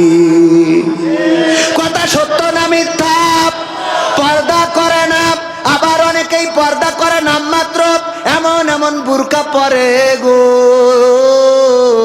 ওই দেখে আবার ঝামেলা আছে না নাই? তার মানে তার কি পর্দা করার ইচ্ছা না? পর্দা করার ইচ্ছা না। ও বলে হ্যাঁ ওই যে দোকান হয়েছে, হ্যালো হ্যাঁ বল্টু, হ্যাঁ তুমি কখন আসবা? হ্যাঁ একদিন সিনাক্সে যাবো। হ্যাঁ আমার স্বামী টাকা পাঠিয়েছে। ও স্বামী টাকা পাঠিয়ে ও সিনাক্সে যাবো আরেকজনের সাথে। এই কথা সত্য না মিথ্যা? স্বামীর কথা ভাল লাগে না। বল্টু ফোন দিলে, হ্যাঁ বল্টু ভাই তোমার ওই কুত্তা কাটিং কোথা থেকে দিয়েছো, অনেক ভালো লাগতেছে। হ্যাঁ বেবি। এবার যে এর মধ্যে স্বামী কল ঢুকে ধরি, এই কি হয়েছে তোমার, এত ফোন দাও কেন তুমি? এই বিদেশে কি কাজ করা লাগে না? মালয়েশিয়ায় গেছো তুমি, খালি বোর কাছে ফোন দেওয়ার জন্য? হ্যাঁ বল্টু ভাই, হ্যাঁ ওই পাগলটা ফোন দিয়েছে। ওরে পাকামো, স্বামীর সাথে এক টোন, বল্টুর সাথে আর এক টোন। আছে না না? ও গো আমার মা বোনেরা, এইগুলো যদি করে থাকেন আল্লাহর কসম আপনার স্বামীর আমানতের খেয়ানত করেছেন। আর এটার জন্য পরকালের ময়দানে আল্লাহর নবীর সুপারিশ পাবেন না। কারণ যারা দায়ুস হয়েছে তাদের সুপারিশ করবে না। আর আল্লাহর নবীর সুপারিশ যদি না পান গো, তাইলে জাহান্নাম আছে না নাই? দুনিয়ার এই অল্প কয়দিনের রং তামাশায় যদি আল্লাহকে ভুলে যান, আল্লাহকে যদি অভিভাবক হিসাবে মেনে না নেন, আল্লাহর প্রতি আপনি যদি আসক্ত না থাকেন, পরকালের ময়দানে বিপদে পড়া লাগবে না? আমাদের অভিভাবক হিসাবে কাকে পেতে চেয়েছি? আল্লাহকে। কেন চেয়েছি আর একটা বললে আপনি বুঝতে পারবেন। এক মাঠে গরু ঘাস খাচ্ছে, হঠাৎ করে একটা বাঘ বেরোয় গরুরে করেছে তাড়া। গরু দেখিস যে এ বাঘের সাথে তো দৌড়ে পারবো না, পাশে ছিল একটা কাদা নরম জায়গা, নরম ক্ষেত, ঝাঁপ দিয়েছে সেই ক্ষেতের মধ্যে। আর বাঘের গতি ছিল বেশি, ও ঝাঁপ দিয়েছে, কিন্তু গরু থিয়ে 3 হাত সামনে চলে গেছে। এখন এমন কাদা যে গরু উঠতে পারতেছে না, বাঘও উঠতে পারতেছে না, যত উঠতে যাচ্ছে তত জড়ায় যাচ্ছে। এর মধ্যে গরু জাবর কাটাচ্ছে। বাঘ বলছে, গরু তুই তো আসলে গরু। বলছে কেন? বলছে এই বিপদের মধ্যে তুইও কাদায় আটকে গেছিস, আমিও আটকে গেছি। তুই যদি এখানে ঝাঁপ না দিতিস তাহলে আমি তোরে ধরে খাতাম, আমি তো বেঁচে থাকতাম অন্তত। কিন্তু তুই যদি দৌড়ে পালাই যাতিস তাহলে ভালো কথা, যে দৌড়ে বের হয়ে গেলি। কিন্তু এমন জায়গায় ঝাঁপ দিছিস যে তুইও বাঁচবি না, আমিও বাঁচবো না। আর এখন তুই জাবর কাটাছিস, তোর তো লজ্জা শরম বললি কিছু নেই। তো গরু বলছে যে তো দোস্ত, গরু হইতে পারি, এত হালকা না, কিন্তু তুমি তো দেখছি বলদ ক্লাসের। বলছে কেন? বলছে গো দোস্ত দেখো, তুমিও কাদায় ঝাঁপ দিয়েছো, আমিও দিয়েছি। তুমি দুশ্চিন্তায় আছো, আমি দুশ্চিন্তায় নেই, জাবর কাটাই। কারণটা কি? কারণ হলো আমার একজন অভিভাবক আছে। আমার যে মালিক, সে মাহফিলের সভাপতি। ও মাহফিল করতেছে বলে এখনো এখানে আসতে পারিনি। মাহফিল শেষ করি যখন গোয়াল ঘরে আমার পাবে না, তখন লাইট মেরি খুঁজে বেড়াবে। খুঁজদি যখন আমার এখানে পেয়ে যাবে, তখন আমার তো উদ্ধার করে নিয়ে যাবে। আর তোর দেখার পরে এখানে কবর দিয়ে যাবে। ঠিক না বেঠে? তেমনি ভাবে যারা আল্লাহকে অভিভাবক হিসাবে পেতে চায়, ওদের যত কাদার মধ্যে পড়ুক, যত জেলখানায় থাকুক, যত রিমান্ডে যাক, যত ফাঁসিতে ঝুলাক, 13 বছর কেন 23 বছর, 63 বছরও যদি কারাগারে রাখে গো, ওরা জানে একদিন আল্লাহ উদ্ধার করার মালিক আছে না নাই?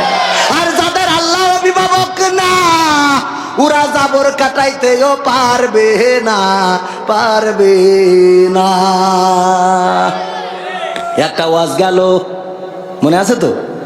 ওই শুরুতে ধরিলাম অভিভাবক কেন আমাদের দরকার আল্লাহ। এখন কি সে আল্লাহর অভিভাবক করার দরকার আছে? এর ব্যাখ্যাটা হলো এই, যার চাকরি নাই, তাহাজ্জুদের নামাজে উঠে আল্লাহর কাছে যদি কাঁদতে পারো, ওগো আল্লাহ কর্ম নাই, লেখাপড়া করে বসে আছি, তুমি চাকরির ব্যবস্থা করে দিতে পারো, আল্লাহর ক্ষমতা আছে না নাই? যে ঋণগ্রস্ত, টাকা শোধ হয় না, আজকেও দেখলাম একজন দুবাইয়ে 33 বছর ধরে দুবাইয়ে রয়েছে, প্রবাসী, আত্মহত্যা করেছে। নিশ্চয় পরিবারের কোনো সমস্যার কারণে আত্মহত্যা করেছে। ওই ব্যক্তি যদি সমস্যাগুলো আল্লাহর কাছে বলতো, যদি আল্লাহর কাছে নিজেকে নিবেদিত করে দিত, সমস্যা দূর করার মালিককে। এই জন্য দেখবেন যে ইমাম সাহেবদের দুশ্চিন্তা কম না বেশি? কম। নিশ্চিন্তে খায়, পান খায়, দেখবেন হুজুররা কুপান দে পান খায়, টেনশন নেই তো। গরুর মতো খালি জাবর কাটায়, টেনশন নেই। আমি মাঝে মাঝে নাটকের জন্য খাই, খেয়াল করেছেন না? আবার মনে করি না যে গরুর সাথে তুলনা, মানে এটা একটা কথার কথা বললাম। চিন্তা নেই, চিন্তা নেই। এক গরিব ফকির ভিক্ষে করে আর স্কুলে যেই শুয়ে থাকে, ওই স্কুলের সামনে একটা ছিল 5 তলা বিল্ডিং, তার 3 তলায় এক সাহেবে যেদিনই ঘুমিতে হঠাৎ ঘুম ভাঙলে উঠে থাকে, উনি জানলাই ওই ব্যালকনিতে হেঁটে বেড়াচ্ছে, খালি এরম করে পিছনে হাত বেঁধে হেঁটে বেড়ায়। আবার ঘুমিতে আবার যে পিসাব লাগে ওঠে, উঠে দেখে উনি হেঁটে বেড়াচ্ছে। তো একদিন ফকিরের চিন্তা হয়েছে, আশ্চর্য ব্যাপার, ঘুমিতে উঠলেই দেখি উনি হেঁটে বেড়ায়, কে সারা রাত ঘুমায় না কেন? তো ওনার কাছে গেছে, যেই বলছে যে এই যে সাহেব, আমি তো ফকির মানুষ, আপনি এই যে ঘুমান না সারা রাত, পায়চারি করেন, কি সমস্যা কি আপনার? তো বলছে যে তোমার কি প্র্যাকটিক্যালে বুঝাইনো লাগবে? তা বলছে একটু বুঝলি ভালো হইতো। তা বলছে কি করো? ভিক্ষে করি খাই। তা বলছে আমি তোমার এক কাজ করি, তোমার 1 লাখ টাকা দিচ্ছি। তো ওর 1 লাখ টাকা দিয়েছে যে 1 লাখ টাকা নিয়ে যাও। তো ও চিন্তা করছে, বাবা 1 লাখ টাকা, এত ভিক্ষে করি 100-200 টাকাও হয় না, আরে 1 লাখ, আল্লাহ কত বড় লোক। ও এসে ওই রাত্রি যখন স্কুলে ওই শুতি গেছে, খালি মনে হচ্ছে এই টাকা কনে রাখবো, এ তো চোরে নিয়ে যাবে না, বালিশের মধ্যে রাখি। আবার মনে হচ্ছে ঘুম পড়লি যদি নিয়ে যাই, মনে করছে খেতার তলে রাখি, তো খেতার তলে আমি যেই মুড়া মারবো, এই পাশে যদি কেউ দেখি ফেলে, এই টেনশনে সারাটা রাত ওই টাকা নিয়ে মোট ঘুম হয়নি। পরের দিন যাই বলছে যে বাবু এই তোমার টাকা নিয়ে আসলাম, নাও। বলছে কেন? বলছে ওই টাকার মালিক হয়ে রাতের ঘুম হারাম করতে চাইনি। কথা কি বোঝা গেছে? তার মানে টাকা থাকলেই সুখ হয়, টাকা থাকলেই ঘুম হয় না। আল্লাহর প্রতি যারা সন্তুষ্ট থাকে, আল্লাহকে যারা অভিভাবক মেনে নেয়, এদের শান্তির কোনো শেষ। মারাও যদি যায় নিশ্চিন্তে মারা যাবে, কোনো টেনশন নেই। আর যারা বেকায়দা অবস্থা করে বেড়াইছে গো, ওরা মারা যাওয়ার সময় ছেলিগের বলে, খুকা আমি তো মারা যাবো, আমি মারা যাওয়ার সময় আমার কাফনের কাপড় দিবি, একজনের কবরতে চুরি করে নিয়ে আসবি, নিয়ে আসি কবর দিবি। তা বলছে এটা একটা কথা হইলো, কাপড় চুরি করে কবর দেবো মানে? আপনি মরি গেলে সুদ খেয়ে যে টাকা বানাইছেন, আমি মনিরামপুর থেকে যশোরতে ডাইরেক্ট দামি কাপড়ের কাপড় কিনে। বলছে ওরে পাগল, এটার একটা বুদ্ধি আছে। কি বুদ্ধি? বলছে আছে, তোরা পুরোনো কাপড়ের কাপড় দিয়ে আমার কবর দিস দিন। তা বলছে আব্বা একটু বলতে হবে। বলছে বলাই লাগবে, বলো আব্বা একটু শিখে রাখি। তা বলছে দেখ দুনিয়ায় তো বুদ্ধিজীবী ছিলাম, বুদ্ধি করি কত দাড়িওয়ালা টুপিওয়ালাকে তেস মেরে থুয়ে দিছি, ভেরির ভিতরে রেখে দিতাম, ওসব কথা না বলি। তো এর মধ্যে করতাম, ঝামেলা করতাম, কারো ফাঁসিতে ঝুলেছি, ওসব কথা না বলি। তো এইসব করেছি। এখন মরিচ যাওয়ার পরে শুনলাম যে হুজুররা বলে যে জিজ্ঞেস করবে মান রব্বুকা মান দিনুকা মান নাবিউকা। তো তখন আমি তো জবাব দিতে পারবো না, কারণ সারা জীবন তো উল্টো করে বেড়াইছি। তা বলছে তা পুরনো কাপড়ের সাথে সম্পর্ক কি? বলছে সম্পর্ক আছে। সেটা হইলো ফেরেশতা এসে যাই বসায় জিজ্ঞেস করবে যে মান রব্বুকা মান দিনুকা মান নাবিউকা। আমি কব আমি এই প্রশ্নের উত্তর আর কবার দেবো? তো তখন কবে কবার দেবো? তার মানে তো কব কাপড়ের কাপড় দেখে বুঝতে পারছো না আমি তো আজকের লাশ না, কাপড়ের কাপড় পুরো নেই ছিঁড়ে যাতে গেল। আবার এসে জিজ্ঞেস করে বুদ্ধি খাটবে ওখানে, পাকামো খাটবে। اليوم نختم على أفواههم وتكلمنا أيديهم وتشهد أرجلهم بما كانوا يكسبون। আমার আল্লাহ বলছেন ওই দিন পরকালের ময়দানে আমি মুখে আটা মেরে দেব। কেন মেরে দেব? কারণ আটা না মেরে দিলি, যখন জিজ্ঞেস করে তুমি আসলে কি টিরাকে ছিলে নাকি নৌকায় ছিলে, যেইটা পাস করে ওইটার কয় কথা কয় না। সারা জীবন টিরাকের পিছনে কুপাইলো, যেই নৌকা পাশ করিছে বলছে নৌকা জিতবে এবার, নৌকা কথা কয় না। এখন এটার হিসাব নেওয়ার দরকার আছে না নাই? তুই অরিজিনাল এই টিরাক না নৌকা, এটা দেখার দরকার আছে না নাই? এই জন্য আল্লাহ মুখে আটা লাগাই দেবে গো, দিয়ে বলবে হাত তোর জবান খুলে দিলাম, কনে মারিল তাই কথা কয় না। কথাটা কি বোঝা গেছে? এটা উদাহরণ, রাজনীতির কথা না বলো, এটা হলো উদাহরণ দিলাম। পরকালে যে যখন বলবেন যে আল্লাহ আমার মতো আল্লাহর ওলি পৃথিবীতে নেই, আমি বিশাল ভালো ছিলাম, আল্লাহ কবে একটু চুপ থাক, তোর হাত মাত খুলে দে দেখি দে কি করেছিস। এইবার যেই খুলে দেবে কবে আল্লাহ মানুষের বেড়ায় একটাও রাখিনি। কথা কয় না। কি হবে বেঁচে থেকে অযথা বিদ্যা শিখে যদি না গড়তে পারি শোষণবিহীন সমাজটাকে? কি হবে বেঁচে থেকে? কি হবে ছাত্র সেজে চুমু খেয়ে সনদ খানা যদি হয় বিদ্যালয়টা সমকামীদের আড্ডাখানা? কি হবে ছাত্র সেজে চুমু খেয়ে সনদ খানা যদি হয় বিদ্যালয়টা পরিমণিদের আড্ডাখানা? এর চেয়ে মরাই ভালো, দেশ ছেড়ে যাওয়াই ভালো, এর চেয়ে মরাই ভালো, দেশ ছেড়ে যাওয়াই ভালো। কি হবে ধোকা দিয়ে বিবেকটাকে, কি হবে বেঁচে থেকে অযথা বিদ্যা শিখে যদি না গড়তে পারি শোষণবিহীন সমাজটাকে? কি হবে বেঁচে থেকে? কি হবে যুবক নামের বোঝা হয়ে এই ধরাতে, যেখানে মা বোনেরা ধর্ষিতা হয় দিনে রাতে? কি হবে যুবক নামের বোঝা হয়ে এই ধরাতে, যেখানে মা বোনেরা ধর্ষিতা হয় দিনে রাতে? যৌবনের সার্থকতা ঘুচিবে সকল ব্যথা, যৌবনের সার্থকতা ঘুচিবে সকল ব্যথা। পারো যদি বলি দিতে মানুষরূপী পশুটাকে, পারো যদি বলি দিতে মানুষরূপী পশুটাকে? কি হবে বেঁচে থেকে অযথা বিদ্যা শিখে যদি না গড়তে পারি শোষণবিহীন সমাজটাকে? কি হবে বেঁচে থেকে? কি হবে লেখালেখি কলমবাজির ওই মহড়া, সমাজের আসল চিত্র যদি না যাই তুলে ধরা? কি হবে টিভি চ্যানেল সাংবাদিকের এই ক্যামেরা, সমাজের আসল চিত্র যদি না যাই ভিডিও করা? যদি ওই ঘুষের বলে কলমটা উল্টো চলে, যদি ওই হ্যালো কলে এই হ্যালো, যদি ওই হ্যালো কলে ক্যামেরা উল্টো বলে, তবে কি যাবে রোখা দুর্নীতিকে? যাবে? তবে কি যাবে রোখা দুর্নীতিকে? কি হবে বেঁচে থেকে অযথা বিদ্যা শিখে যদি না গড়তে পারি শোষণবিহীন সমাজটাকে? কি হবে বেঁচে থেকে? কি হবে নামাজি রোজা ইমানদারির ভয় করে কোরআনের কর্মীগুলো থাকে যদি কারাগারে? কি হবে নামাজি রোজা ইমানদারির ভয় করে কোরআনের কর্মীগুলো থাকে যদি কারাগারে? মসজিদের কোণে বসে জিকির যত করো খুশি, মসজিদের কোণে বসে তাসবিহ যত টানো ঠেসে, এভাবে যায় না পাওয়া আল্লাহকে? যাবে? এভাবে যায় না পাওয়া আল্লাহকে? কি হবে বেঁচে থেকে অযথা বিদ্যা শিখে যদি না গড়তে পারি শোষণবিহীন সমাজটাকে? কি হবে বেঁচে থেকে? কি হবে আলেম হয়ে ইমাম সেজে মসজিদেতে, পারো যদি সত্য কথা উচ্চ স্বরে না বলিতে? আছে না নাই?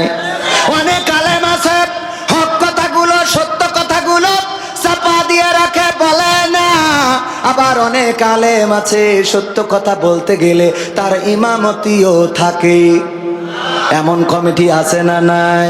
হুজুর ওয়াজ শোনাবেন, আজকে আপনি আলোচনা করবেন ইব্রাহিম আলাইহিস সালাতু ওয়াস সালামের জীবন নিয়ে, তার জীবনের কথাগুলো শুনতে চায়। ইসমাইল আলাইহিস সালাতু ওয়াস সালামকে পাইলো 80 বছর বয়সে, ঘটনাটা ভুলে গেছি একটু মনে করে দেবেন হুজুর। সভাপতি বলেছে হুজুর যখন ওয়াজ করেছে ইব্রাহিম আলাইহিস সালাতু ওয়াস সালামকে নিয়ে, বলেন নমরুদের কথা আসবে না? আসবে না? কথা কয় না। নামাজ শেষে সভাপতি ডাকছে হুজুর এদিকে আসো, হুজুর এই চাই আলোচনা করতে বললাম কি আর করলেন কি? বলছে কেন? বলছে আপনি আমি আপনাকে বললাম হুজুর আলোচনা করবেন ইব্রাহিম আলাইহিস সালামের জীবন নিয়ে। বলছে আমি তো তাই করলাম। বলছে তাই করলেন আপনি? আপনি তো সারা জীবন দেখলাম আলোচনার মধ্যে খালি নমরুদের কথা কন, খালি। বলছে নমরুদের কথা কই, এটা তো বলতেই হবে, না বলে তো ইব্রাহিম আলাইহিস সালামের জীবন বলা যায় না। বলছে বলেন তাতে অসুবিধা নেই, কিন্তু যখন নমরুদের কথা করছিলেন বারবার দেখছিলাম আমার দিকে তাকাচ্ছিলেন, মানে ঝামেলা হয়েছে তার মতো। ঝামেলা হয়েছে কিসি? কারণ মনে দোষ আছে না নাই? মনে যার দোষ, ওই যে কাঁঠাল চোর ধরা মতো শালিশ ডেকেছে চেয়ারম্যান, বলছে কাঁঠালকে চুরি করেছো, আমি জানি চোর এর মধ্যে আছে, বিশ্বাস করো, যদি স্বীকার না করো তাইলে আমি কিন্তু প্রমাণ দিয়ে দেব। বলছে যে না এর মধ্যে নেই নেই নেই।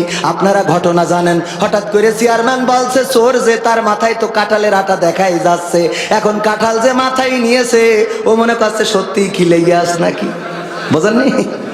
এই জন্য নমরুদের আলোচনা করলে যদি তোমার গা জ্বলে, ফেরাউনের আলোচনা করলে যদি তোমার গা জ্বলে গো, তাইলে বুঝে নিতে হবে কাঁঠালের আটা তোমার মাথায় গো। ইব্রাহিমের কথা বলতে গেলে নমরুদের কথা আসবে, মুসার কথা বলতে গেলে ফেরাউনের কথা আসবে, আবু জাহেলের আল্লাহর নবীর কথা বলতে গেলে আবু জাহেলের কথা আসবে। আর যদি বর্তমান সময়ে দিনের দায়ীদের কথা বলতে গেলে, দিনের দায়ীদের কথা বলতে গেলে অনেকের কথা আসতে পারে না, পারে না। এটা কি ইচ্ছা করে বলা নাকি কোরআন হাদিসের সাথে মিলে যায় না, যায় না? আমি বললাম সংবিধানে রাষ্ট্র ধর্ম ইসলাম আছে বলে তোমার কেন জ্বলে রে বন্ধু, তোমার কেন জ্বলে? কথাটা লাগবে কার? কথা কয় না, কার গায়ে লাগবে? কয় নমরুদের। সেই ধরি কি পড়ালাম আমি, সেই ধরি পড়ালাম কি? বলছে বেহেশতে যাবে, কিটা কিটা হাত তোল। তা সবাই হাত তুলে, খালি ফজা হাত তুলিনি। বলছে ফজা তুই যাবি না? বলছে না, আমার বাড়ি থেকে ছাগল খাওয়া যাইতে হবে। বলছে কেন? বলছে আমি যদি বাড়ি থেকে ছাগল না খাওয়া যাই, ছাগল যখন ভ্যাবা করবে না, ও মা বেহেশতে টেনে এনে কুবান তুলবে না আমার। বলছে তোর দে হবে না, তোর বেহেশতে আল্লাহ দেবেও না। তো এখন সেই ধরে বুঝলাম কি, বুঝলো কি, ওরে ইসলাম মুছে দিতে চাইলো মুরাদ ভাই। কথা কি বুঝা গেছে? গেছে। সংবিধানে রাষ্ট্র ধর্ম ইসলাম আছে বলে তোমার কেন জ্বলে রে বন্ধু, তোমার কেন জ্বলে? শয়তানে জ্বালে কি আগুন তোমারই বগলে, তোমার কেন জ্বলে রে বন্ধু, তোমার কেন জ্বলে? ইসলাম হলো শান্তির ধর্ম, আছে সুবিচার, অন্য ধর্মের প্রতি কভু করে না বিচার। মিলেমিশে থাকার কথা, মিলেমিশে থাকার কথা দিয়েছেন নবী বলে, তোমার কেন জ্বলে রে টাকলা, তোমার কেন জ্বলে? আছে নিষেধ ধর্ম নিয়ে করা বাড়াবাড়ি, না জানিলে কিতাব খুলে দেখো তাড়াতাড়ি। যার ধর্ম সে করবে পালন, যার ধর্ম সে করবে পালন, কোরআনেতে বলে তোমার কেন জ্বলে রে পেটলা, তোমার কেন? আছে না নাই? ইউরিদুনা লিউতফিউ নূরাল্লাহি বিআফওয়াহিহিম ওয়াল্লাহু মুতিম্মু নূরিহি ওয়ালাউ কারিহাল কাফিরুন। আমার আল্লাহ বলছেন ওরা চাই, কারা চাই? টাকলারা, বুড়িওয়ালারা, পেটলারা, টাকলারা, টিভিওয়ালারা, অনেকেই চায় মুখের ফু দিয়ে তারা দিনের আলোকে নির্বাপিত করে দেবে। কিন্তু আমি আল্লাহ চাই আমার দিনের আলোকে প্রজ্বলিত করে রাখবো, যতই তাদের কলিজার মধ্যে জ্বালা পোড়া হোক না কেন। বলেন সুবহানাল্লাহ। প্রজ্বলিত করে রাখবেন কে? আল্লাহ প্রজ্বলিত করে রাখবেন কাদেরকে দিয়ে?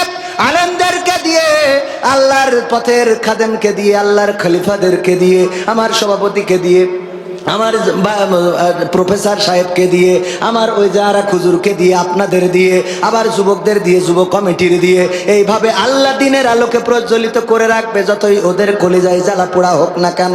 সেই আল্লাহর দিনের প্রজ্বলিতর পক্ষে থাকবেন নাকি নিবানোর পক্ষে থাকবেন? কথা কয় না।